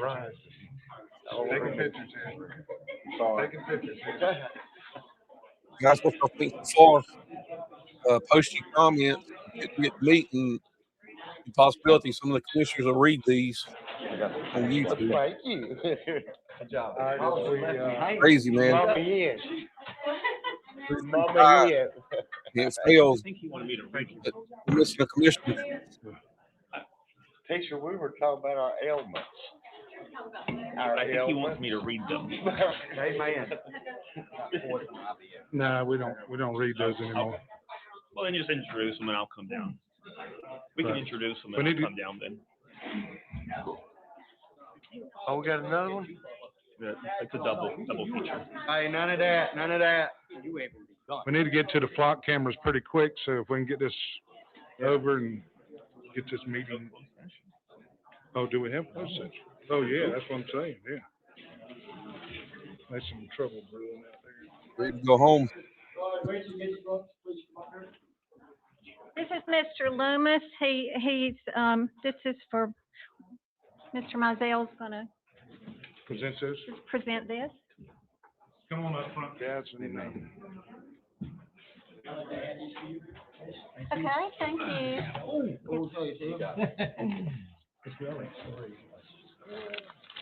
There we go. Now you're gonna turn around and, Take a bite for shit. uh-huh.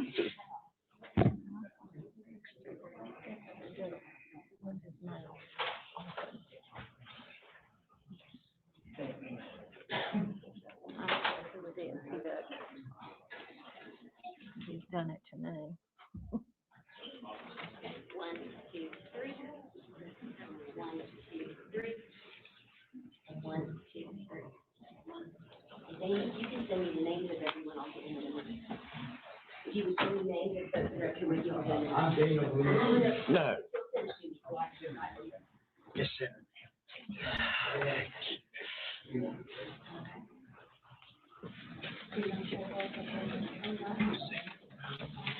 I want to thank the commissioners, number one, and my team. This is a short version of them. We have 1,200 followers and members of Race Against Drugs. We have Thomasville, Lexington, North Carolina, and now the county. Now we're recognizing that we have a problem with overdose in this county. We have a total of 787 people total of any drug overdoses in this county from 2013 till today. And I want to thank the Sheriff's Department, even though we disagree to agree, but I want to thank the commissioners in the county, Thomasville and Lexington, for understanding we have these problems. And if we don't work together as entities, unlike a certain incoming commissioner who told my son. No, don't do No, that. no, no, Don't no, do no. that. Don't do that.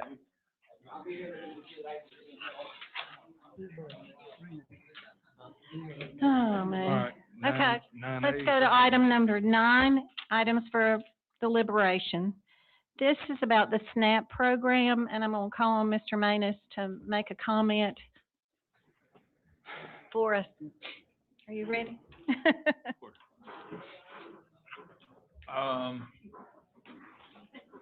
Let me explain to you. This resolution that we're looking at is about the SNAP benefit cost sharing requirement that the federal government is going to put in place by next year in October.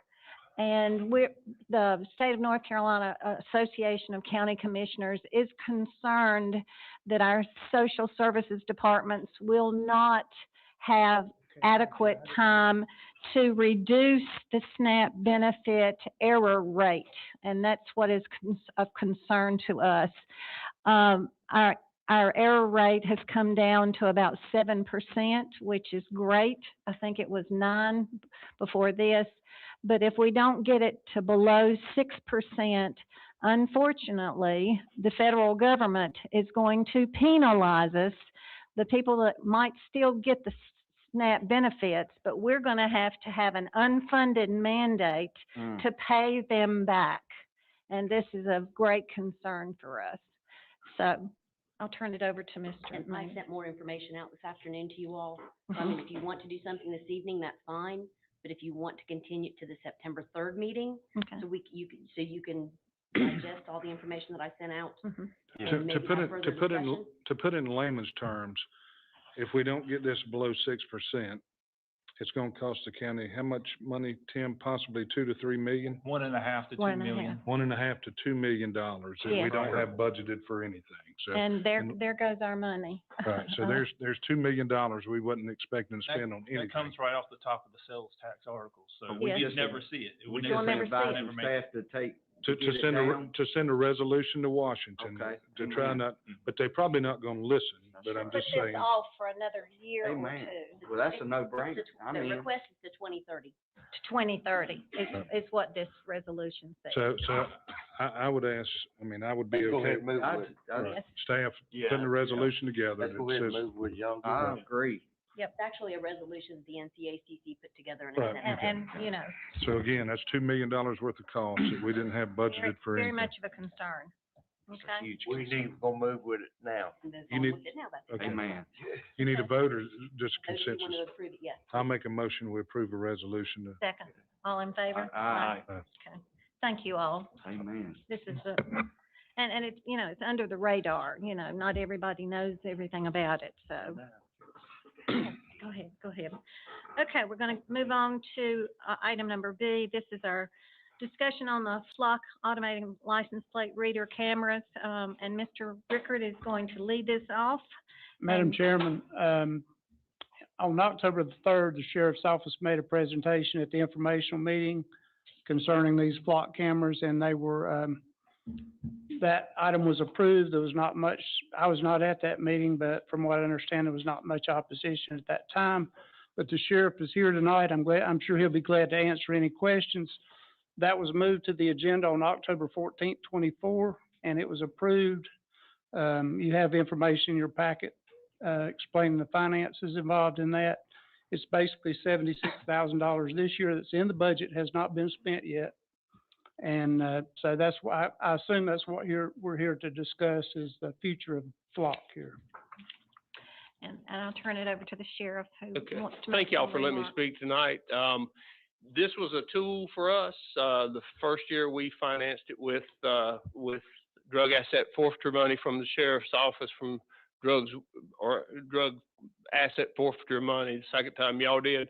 It's been a good tool. We've used it for almost 2 years, but if you don't fund it, I'll abide by anything you do, and it's y'all's call. Okay. I do have some questions, and I'm sure some of the rest of you do as well, because of things that we heard tonight.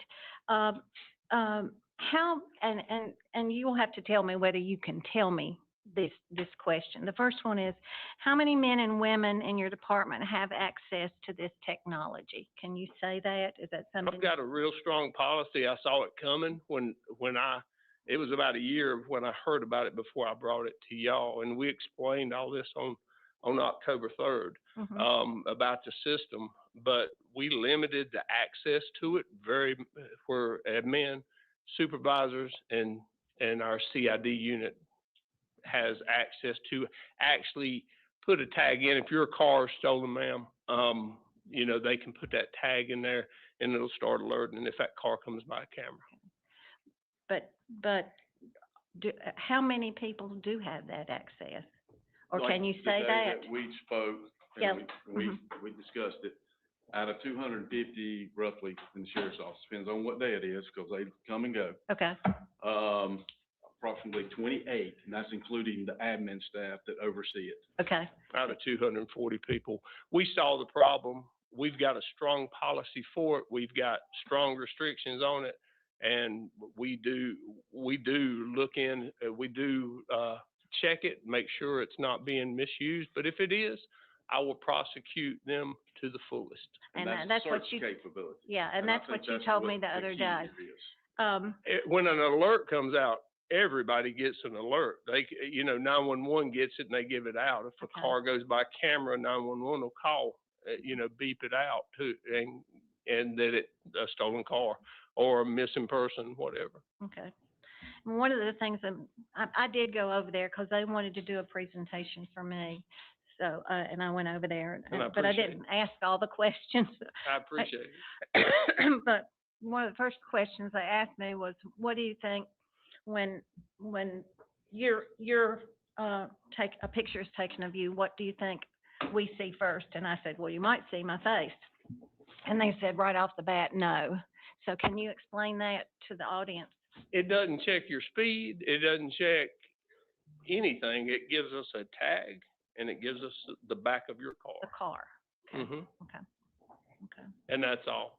Now, this man that spoke tonight, he said, and because I wrote he said that they record the phone of all the people in the vehicles. Why is that?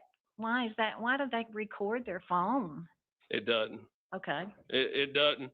I mean, I have capabilities to do that. I have capabilities to download phones. But I have to have a search warrant to do any of that stuff. Okay. So, I know we actually sat down, and I appreciate sitting down with you and your officers last week, as well as a flock representative, because I know I had a lot of questions too. One of the questions I thought about after the meeting, similar to Chair Watford, is can the data be passed on to other agencies in other municipalities or state agencies or federal agencies? I'm going to call, this is a flock representative. I had him because he's got all the technical questions. Anything technical he can y'all. answer. Appreciate you having me. Okay, y'all, please, just let's have this presentation. I'm repeating your question, I'm sorry, sir. Yes. And for the audience, one of the responsibilities of this position, we don't take it lightly. In addition to meeting with them, I know several folks out in the community have sent me articles and videos, and some were very long YouTube videos, and they have been watched. In addition to looking at court cases, some pending, some already with opinions. So I've tried to do my due diligence on this matter because I've got more information now, and I think we have learned more about these than we knew a year or two ago. That's probably similar to y'all. You probably started learning more about them over the past year. My question is, can any data collected by our department be passed on to another agency or department? So another police department or a federal agency or a state agency? Sir, before you answer that, can I get your name? Yes, my name is Will Baker. Will Baker, thank you. All sharing policy is determined by the sheriff's office. So if you choose to share any information with other jurisdictions across the state to help any type of investigation, you can do so. But that is a manual process done by the sheriff's office. Right. And an example of that would be like the man from Dawsonville, Georgia, that come up here. They shared the information. They put a wanted out on his car. They sent out an alert. Again, 28 of our people are the only ones that can put that out. We have to have a case number or a CAD number if it's an instantaneous need to get it out. We just can't say, a suspicious car or this. And I know there's been a couple of cases in Charlotte and Mooresville. I've heard that tonight too. I can't help what they do. I know what I do.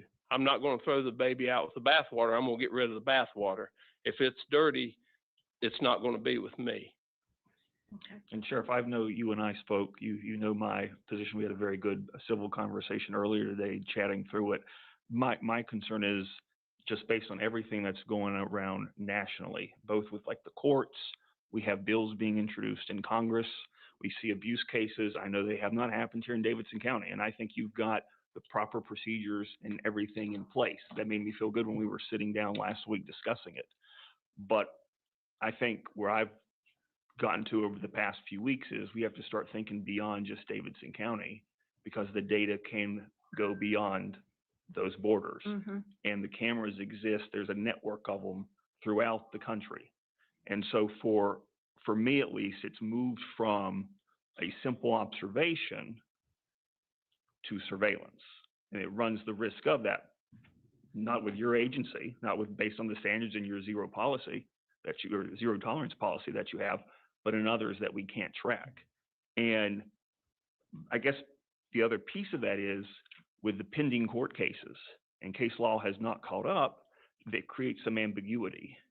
And for me, when the constitutional line is what I would say uncertain, I would rather government take a step back than take a step forward that they'd regret. And I'd like to keep, or I know someone mentioned Orwell's 1984. I think it's best left as fiction. Yes. That's my position. So I would recommend that they come down.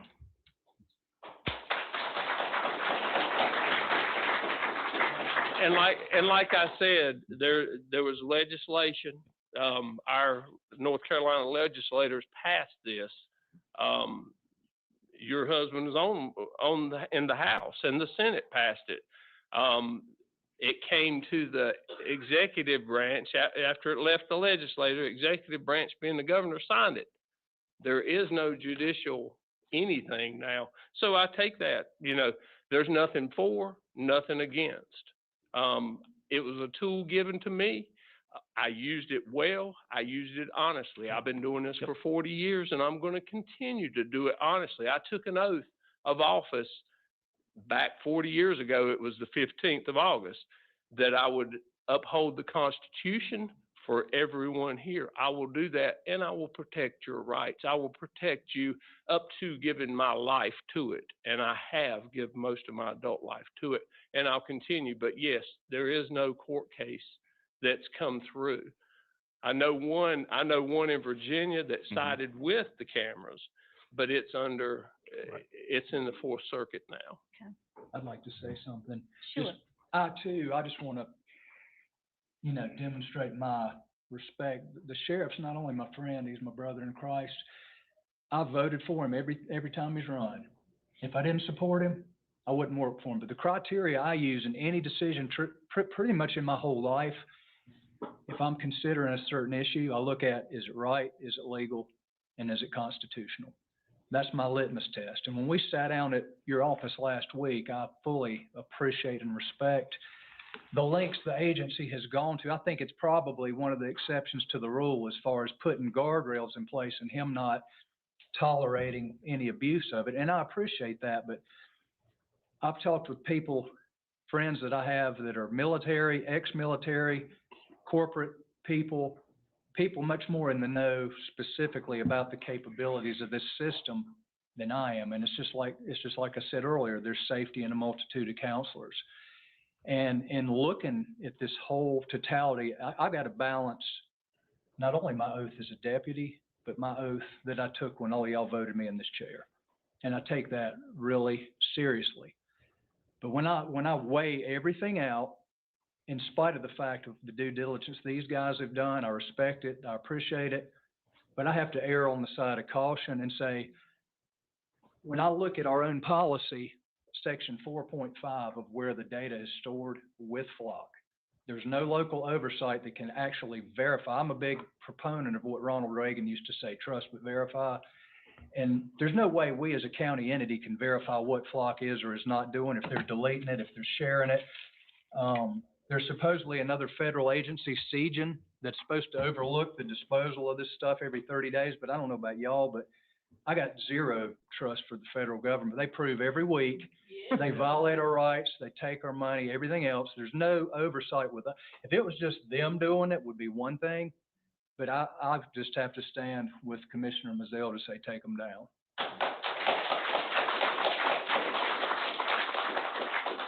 And let me say again, I believe in, we have checks and balances. You are about checks and balance for my office. I'm just doing what my due diligence does. Right. I was doing my job to the best of my ability, and I'll continue to be doing my job to the best of my ability, whether I have this tool or not. I'll find a tool that works. And for transparency, as we did as a board about 2 years ago, approve it.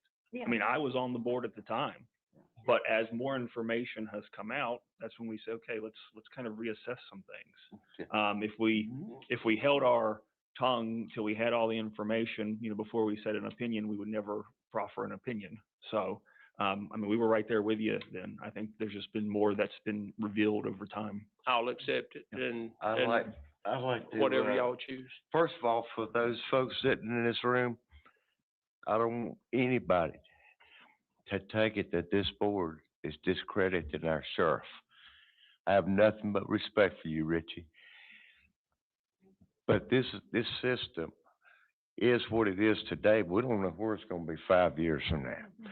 But most of that information goes to a cloud, and you have access to some, but you don't know where the rest of it goes to. There's no way you can know. And so that's my biggest concern. And I think each and every breath we take, we're losing our rights and our liberties. And I'm opposed to that. I'm not opposed to our sheriff, who I trust, but I am opposed to that because I see the far-reaching scale of it. And thank you for what you do, Sheriff. Thank you. I can't breathe. Would you like to say something? Yeah. You okay? Yeah. I have the utmost respect for Richie Simmons. I think that, No, I'm all right. Let me just pass out. No, He's go like ahead. a Baptist preacher up here. Yeah, I know He it. got a little excited.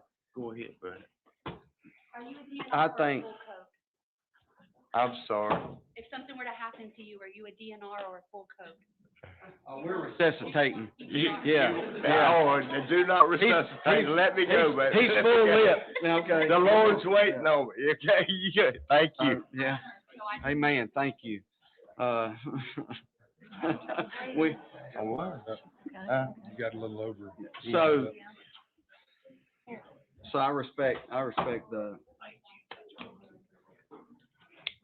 the sheriff. I think, I'm a little, we came in together about 8 years ago. I think he's, not only a great sheriff, I think you're probably one of the best in the entire state. Amen. And that all comes from your Christian character. My concern is, somebody, and anybody can run for sheriff, and anybody can vote for a sheriff.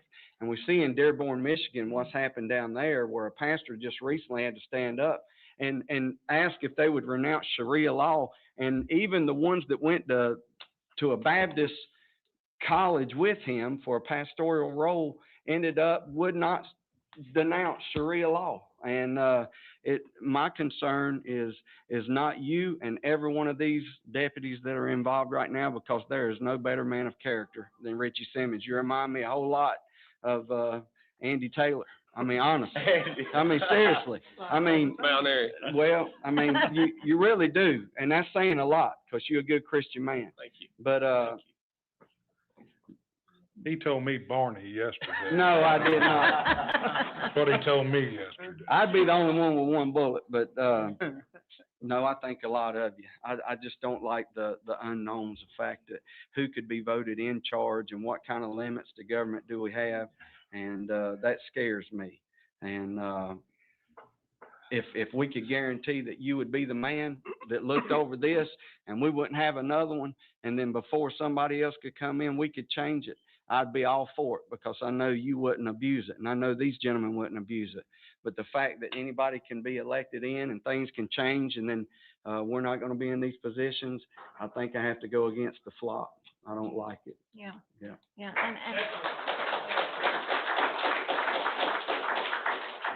And I wanted just to say that, you know, after meeting with you the other day, and, you know, I have no doubt that the things that you told me, you know, were accurate, and you know your officers, Yes, you know, he does. and we know your character. So I think there's no worry about that, because on one side, the way you're looking at it and the way I kind of look at it is, I want my granddaughter saved if this can help save her.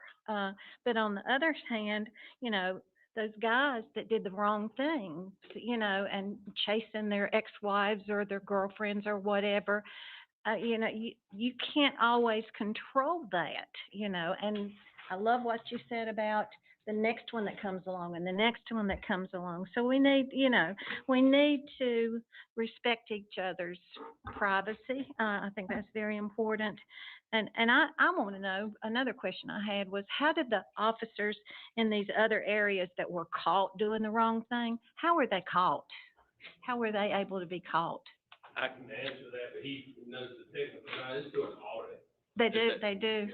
How often do they do audit? Audit assistance tool about 6 months ago, Uh-huh. which is where that uptick is.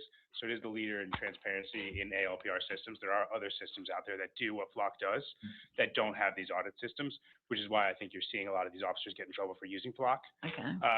But there's also a manual audit process that the sheriff's office runs as well. You know, and I think.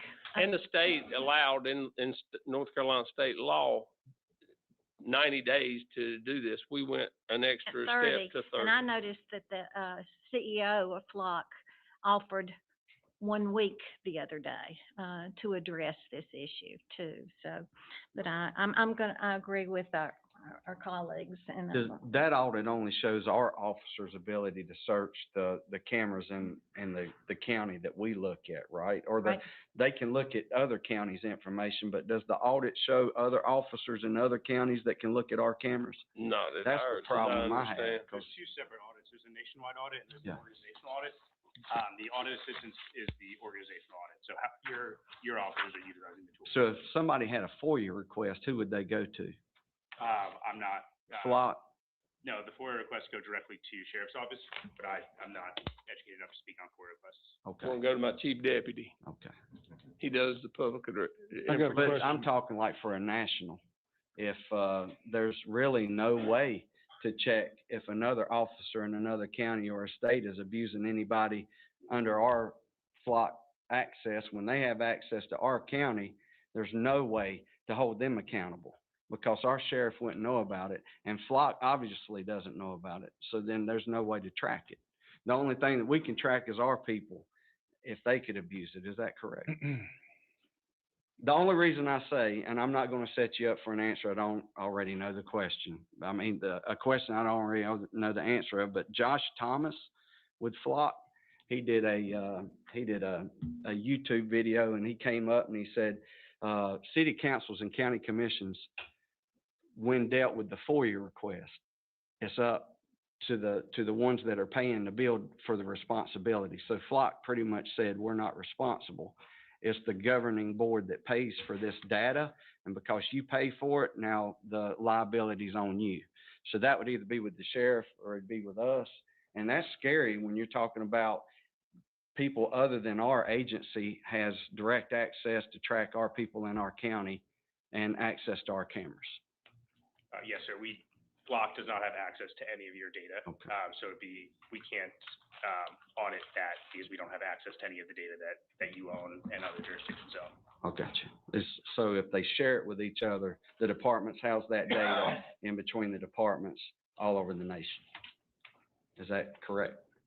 I'm not sure I understood the question, sorry. Okay, so we share the database with agencies all across the nation, not just the state. And if it passed state lines or it passed county lines or whatever like this, we're very limited on how we audit that abuse outside of our internal agency.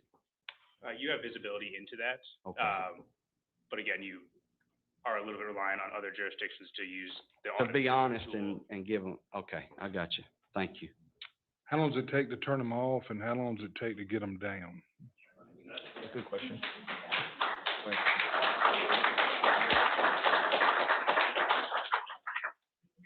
I imagine you can turn the cameras off tomorrow. Taking them down, that would be a scheduling thing. But once the cameras are off, they're not going to be taking any images. Okay. I think under our contract, we've got to give them a 30-day notice. And to be legal, and the contract's to be renewed in November. It's passed in the budget, but you know, if whatever y'all vote, like I said when I got up, I've used it to the best of my ability, and I'll do whatever you say. So, but you can cut them off tomorrow. We just got to give them 30-day notice. Is that To get out of the contract? Out of the Contract. Yes, sir, you can shut the cameras off tomorrow. I'm not familiar with the contract as it's written in your specific case. So I think I can't answer that question, but we can shut the cameras off tomorrow. Okay. And then y'all will come take them down. Is that right? Correct. Okay. All right. And then can we also make sure that for the funds that would be freed up, that they could stay with the sheriff's department Agree to with use elsewhere, not for cameras? Yeah. For gear, for anything you need, yes. Since it's already been allocated. I'm good with that. Yeah, I'm trying to raise funding for a mobile command bus for the whole county, Let's for put that fire, towards that. EMS for us, and also regional. We also serve Mitchell County and Buncombe County when the hurricanes hit up in the mountains. This would be a great tool for us to use. I think folks Could I would make a motion better to have that. allocate those funds towards that mobile command center? With the, yeah. And I think- and also to vote on what to do with the block. Yeah, I think we got to have a motion for the plot cameras first. First, and then you yeah. can say- Motion to take them down, cut Okay. them off immediately and take them down within 30 days. I'll second that Okay, motion. we have a motion and a second. All in favor, say aye. Aye. Okay, now, Also We make a amend the motion motion. to allocate the 76,000 that's gonna be freed up by taking those cameras down to go towards their mobile command I'll center. second that. okay, I have a motion and a second. All in favor, say aye. Aye. Can I just ask one thing? Can you all make a motion to to actually terminate the contract? I think that would be, Motion to terminate the contract. Second I the have a amended motion and a second. motion. All in favor, say aye. Aye. Okay, Thank y'all. thank you. you, thank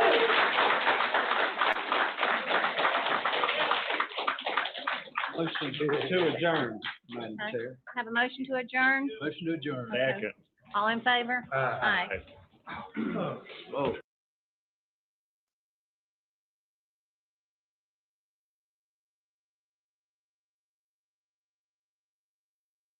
What y'all guys think? Did it turn out like you liked?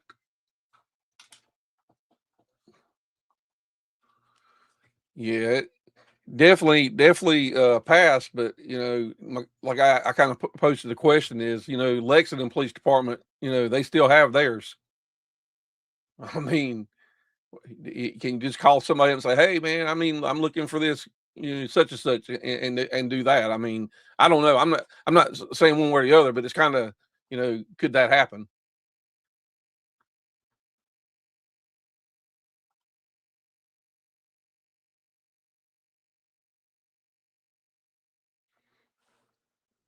I mean, it's crazy, man, that the things that they do, they record a lot and track every a bit of movement.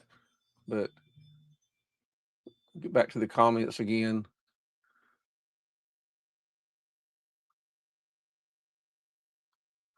Yeah, what's going to replace them? There is Axion's got cameras too. They're not the only. They are not the only license plate readers out there. Flock's just the name. Axion actually promotes being a more secure, with the federal, government and all that, and military. But we'll see what comes. Anybody got any comments or?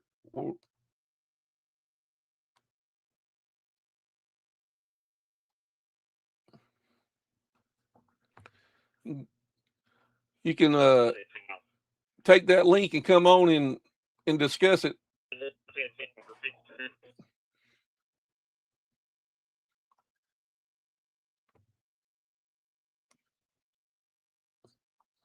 I was going to kind of show you. Let's get it.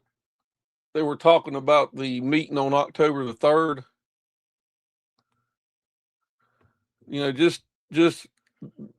This was the initial meeting on that day. Item number E, Sheriff's Office permission to purchase 25 traffic LPR cameras.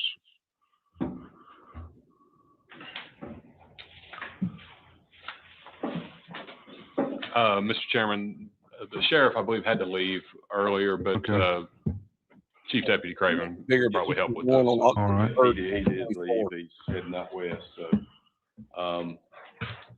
talk a little bit about it. I know it's come up in speaking with Dwayne. I don't know if Dwayne wants to get involved in the question as to. You have to wake him up, huh? He's awake.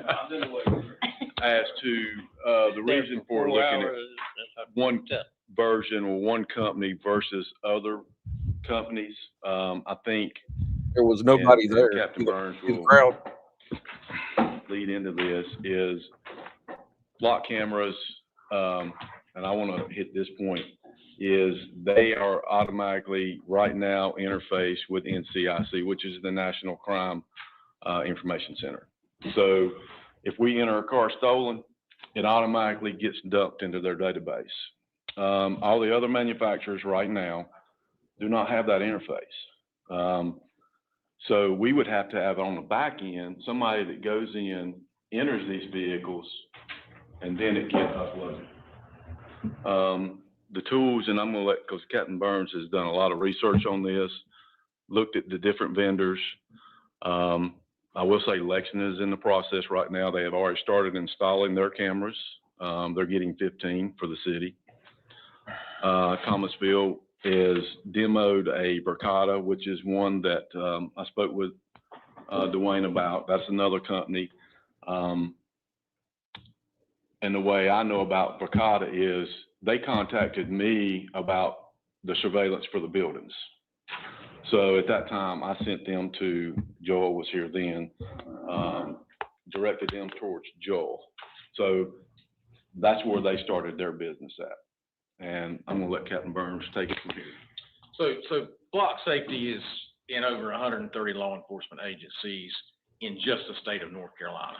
So over 130 agencies are utilizing block safety cameras right now. A little closer to that, I'm sorry. Mike. So over 130 agencies in the state of North Carolina alone are utilizing block safety license plate reader traffic cameras. And so they're not just license plate readers. They take a picture of the license plate, they make, model in the vehicle, location, time, all that stuff is documented by these cameras.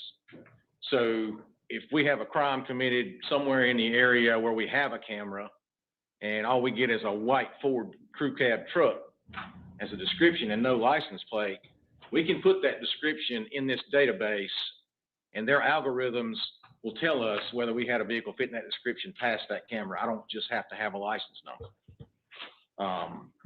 So when you buy in the flock, you don't just buy the camera, you buy all their data. So right now, Greensboro, Winston, Iredell County, Davie County, Mooresville, just to name a few, Kernersville, are all utilizing flock safety cameras. So if we buy into flock and utilize their system, we don't just get the cameras, we get all that data. So if we have a robbery suspect, we have a tag number, we can put that number in, and if it hits a camera in Kernersville 3 days in a row at the same location at the same time, we know where to go look for this guy. So same thing in Winston, same thing in Greensboro. Flock is the only system that will give us the ability to do that, and it's the largest one being utilized in the state of North Carolina right now. What we're asking for is 23 permanent mount cameras and 2 portable cameras that we can deploy at will to certain locations. Those cameras, all the cameras, the permanent cameras are solar operated. They have their own GPS, they have their own VPN. Once we buy into the system, it is at no additional cost to us until the next year's contract. If the camera breaks, we don't have to touch it.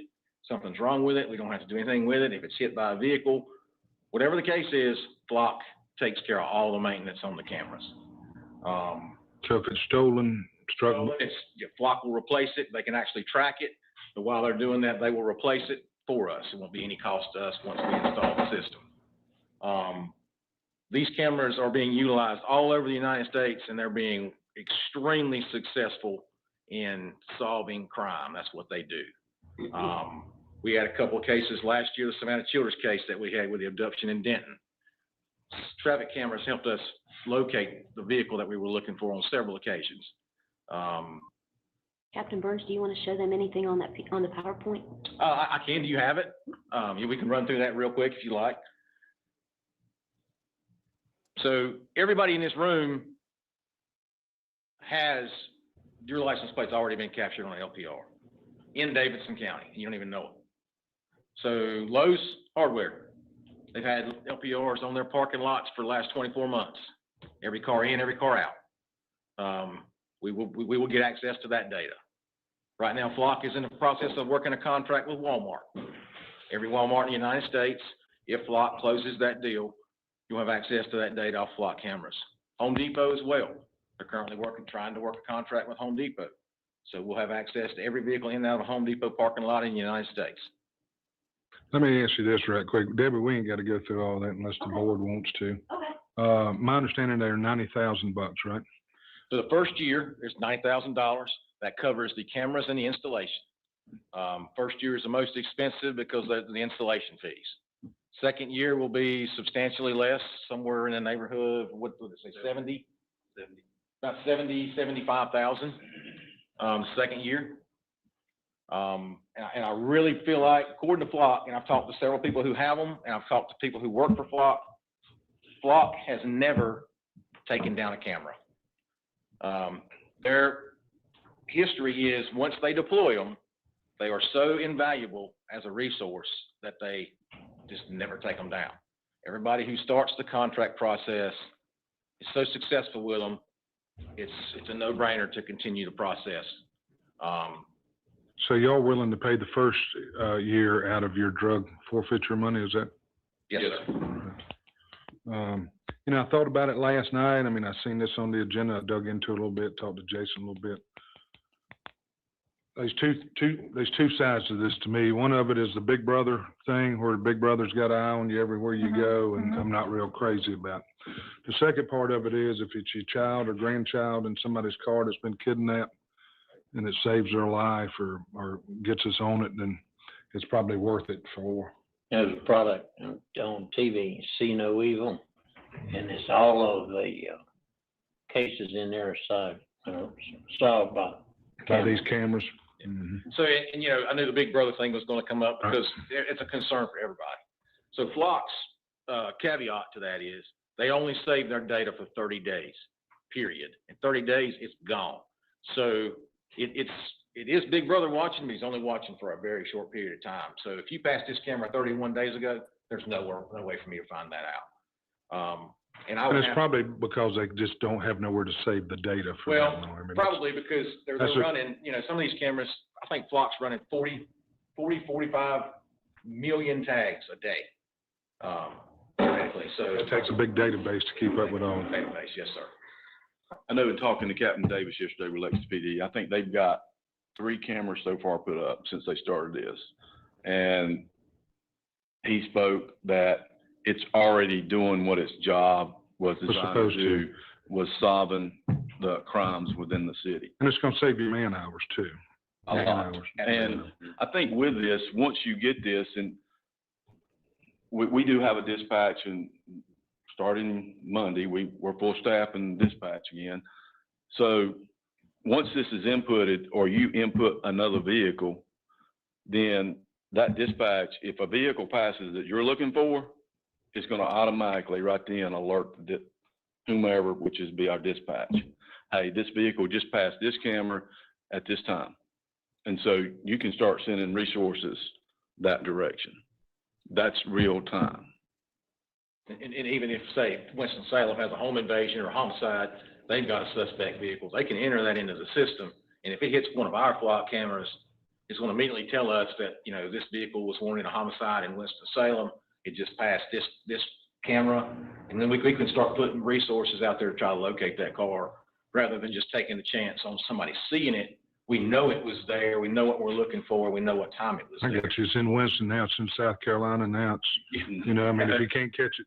And that's what it did with the abduction we were speaking about is in Arkansas. It triggered in Arkansas. So it was going down the interstate, basically. We had another abduction case, I'll just give you a quick example, was where they picked up a child here and headed back north. They're headed to the Canadian border. But once we got the license plate number and ran it through these systems, we plotted a path, an inbound path. So we knew where it came from. So we had a pretty good idea. Where it was going back to. So we were able to delegate resources to that area and were successful in preventing that child be taken back across the Canadian border. So, you know, I'm a firm believer. I think they're a great tool, and I think it'll phenomenally help our agency and the citizens of the county. $70,000 a third year. It's $70,000. I don't have any, and I'm sure it will, but as far as the down the road cost on how long we can have those cameras before they up the cost of them, I don't have that information. So is this a year-to-year contract? It is a year, yes, sir. So at any time, I'm pretty sure we can give them notice. And again, our legal staff would need to read over this contract and see what it's all about. But I probably think the good outweighs the bad. I really do. You know how conservative I am when it comes to money. I mean, it's. Mr. Chairman, if may I ask a question? You don't like it? I like You like it? Yeah, I just, out of curiosity, and I may have missed this, let's say one of the cameras get damaged, there's a wreck, something like that. Is this replacement included in it, or we buy it a second time, get all of it? Okay. So we won't have to touch it again. It's all Flock's responsibility. I know what my question was. Lowe's, do they report back to y'all's database too? I mean, or are they? So initially they did not. It was proprietary to Lowe's, and they didn't want to share it with law enforcement. I think Lowe's has had their share of people running off with enough property from up there that they figured it was time to share. So now they do share it. Walmart's intention is to share it, and Home Depot's intention is to share it. So if a suspect was to pull into a Lowe's, it would capture it and notify you guys that Yes, sir. this is where they're at. Yeah, and you know, I didn't even know, when I started looking into this, I didn't even know what these things look like. And I went into Lowe's one day, I seen one, and I was like, I wonder how long it's been there. So if you don't know what you're looking for, you'll drive right by it and never even know it. I mean, it's. So the size of a deer camera, or? Well, it's just a black pole, it's a little black box. If she can work on the PowerPoint, it'll show you the cameras. It is in that. If you want to scroll down, it'll start showing you the cameras, Debbie. But it is. And Lowe's has been doing this for 2 years. About 2 years, yeah. Got a picture? Chairman, may I approach? Yeah. Here you go. This one is actually sitting right over here. You can see the governmental center behind the Wow, trees. that's a little tiny thing. It's gonna be hard to It wasn't see. there one day, and then one day it was there. Yeah, Yeah, they have small, solar panels on top that keeps the batteries charged. It's a little tiny camera. Oh, Yeah. okay, I've seen these. And that is one of, and obviously, that's the Falcon, and there's one, if you go in, if you have to set it off the roadway a certain footage, it is gonna be a little bigger, but it's gonna be off the roadway, just because of the distance it is trying to read. But for the most, that's pretty much what Lowe's has. If you pull into a Lowe's, that's what you're gonna see. Well, like I say, I see the good would definitely outweigh the bad, I think, so. And I'm like you, I don't like people spying on me, but it's the times we live in. Like I say, if you had my grandbaby or you had Yeah. anybody's grandbaby, as far as I'm concerned, in one of these cars, you'd want to, We spent a lot of time Cool. in Flock, mapping these things out, and I didn't provide the map because I really didn't want that made public. If you guys want to see it, I'll be glad to show it to you. We did some traffic counts, we did all kinds of stuff trying to figure out the best locations for that 25 number, and I think we've done a fairly good job of that. I'm also working with where Lexington has theirs put, because we don't want to duplicate. So we have been working with that. And then when Thomasville finally makes their decision, that'll play in the factor too. any other questions, Karen? You good? I know that money getting on you too, but like I say, I think it'll save man hours there, so you'll probably see some of that money come back that they can put their man hours towards something else, so. Debbie, I'm good as long as, I think the board is putting on the consent agenda. If anybody wants to pull it off, they can, but it'll go on the consent agenda. Okay, thank you all. Good job. All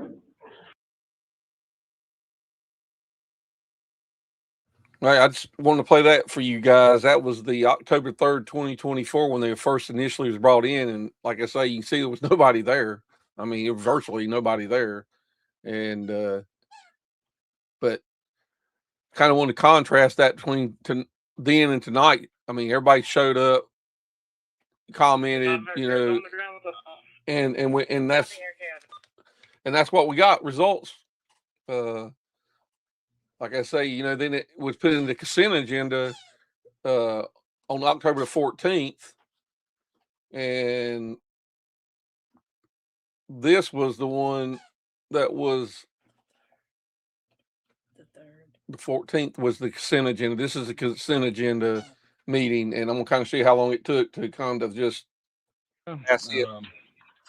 Due to the public hearing, I'm asking the deliberation portion of the agenda be moved. Okay, are there any other additions to the agenda? All right, hearing none, do I have a motion? Mr. Chairman? Second, all in favor? Aye. Opposed? Do you want this on the clicker? Roll this way, that's fine. I'll put it Yeah, in let's there. roll this way and you put it down. Okay, public address. Jason, anybody on the public address sheet there? No, sir, Mr. Chairman. Yeah.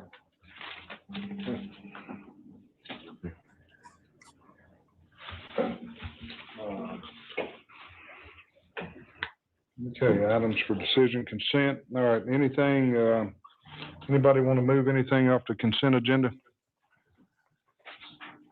Seeing no changes, Mr. Chairman, I make a motion, we approve the consent agenda as read. Okay, we have a motion, we have a second, all in favor? Aye. Any opposed? That motion carries. Okay, you can see that was the item containing the flock cameras on the consent agenda on October the 14th, 2024. Kind of give you some foundation on that as well. But anyway, guys, I hope you enjoyed the stream. I mean, be sure and like and subscribe to the stream and to the channel. Anybody got anything else they want to bring up or talk about? Let's look at some of the. Let's see. Yeah, Ellie Smith. This is America, a free nation. Why does anyone want to be monitored by lazy cops and don't want to do their jobs? Not only that, these cameras also can give the wrong info. Okay, thanks for the comment. Anybody got any responses or?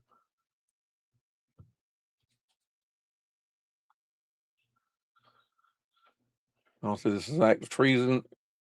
on We the People. All right, guys. Well, anybody's welcome to come on and chat if they want to. I can send you a link and come on and chat.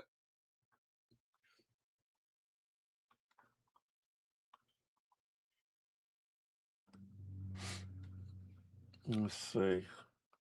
That would be the link for that. But anyway, guys, I did post links on YouTube description, to the videos and to the agenda. You can also see the flock camera agreement that was originally for the purchase too. Like I said, it was forfeited funds that they used back then. But like I say, the subsequent was like $76,000 a year to keep them active. But anyway, if that's all we got, guys, thanks everybody for hanging out. Be sure to like and subscribe, and we're out in the field, recording things, and hopefully if we get anything else live, we'll be glad to go live. Appreciate you guys. Thanks everybody for watching, and y'all have a great night. If you see anything out there, you can send tips at DKonTheScene, tips.DKonTheScene@gmail.com. And I really do appreciate you guys watching and subscribing. We're going to sign out now, guys. Thanks everybody for watching.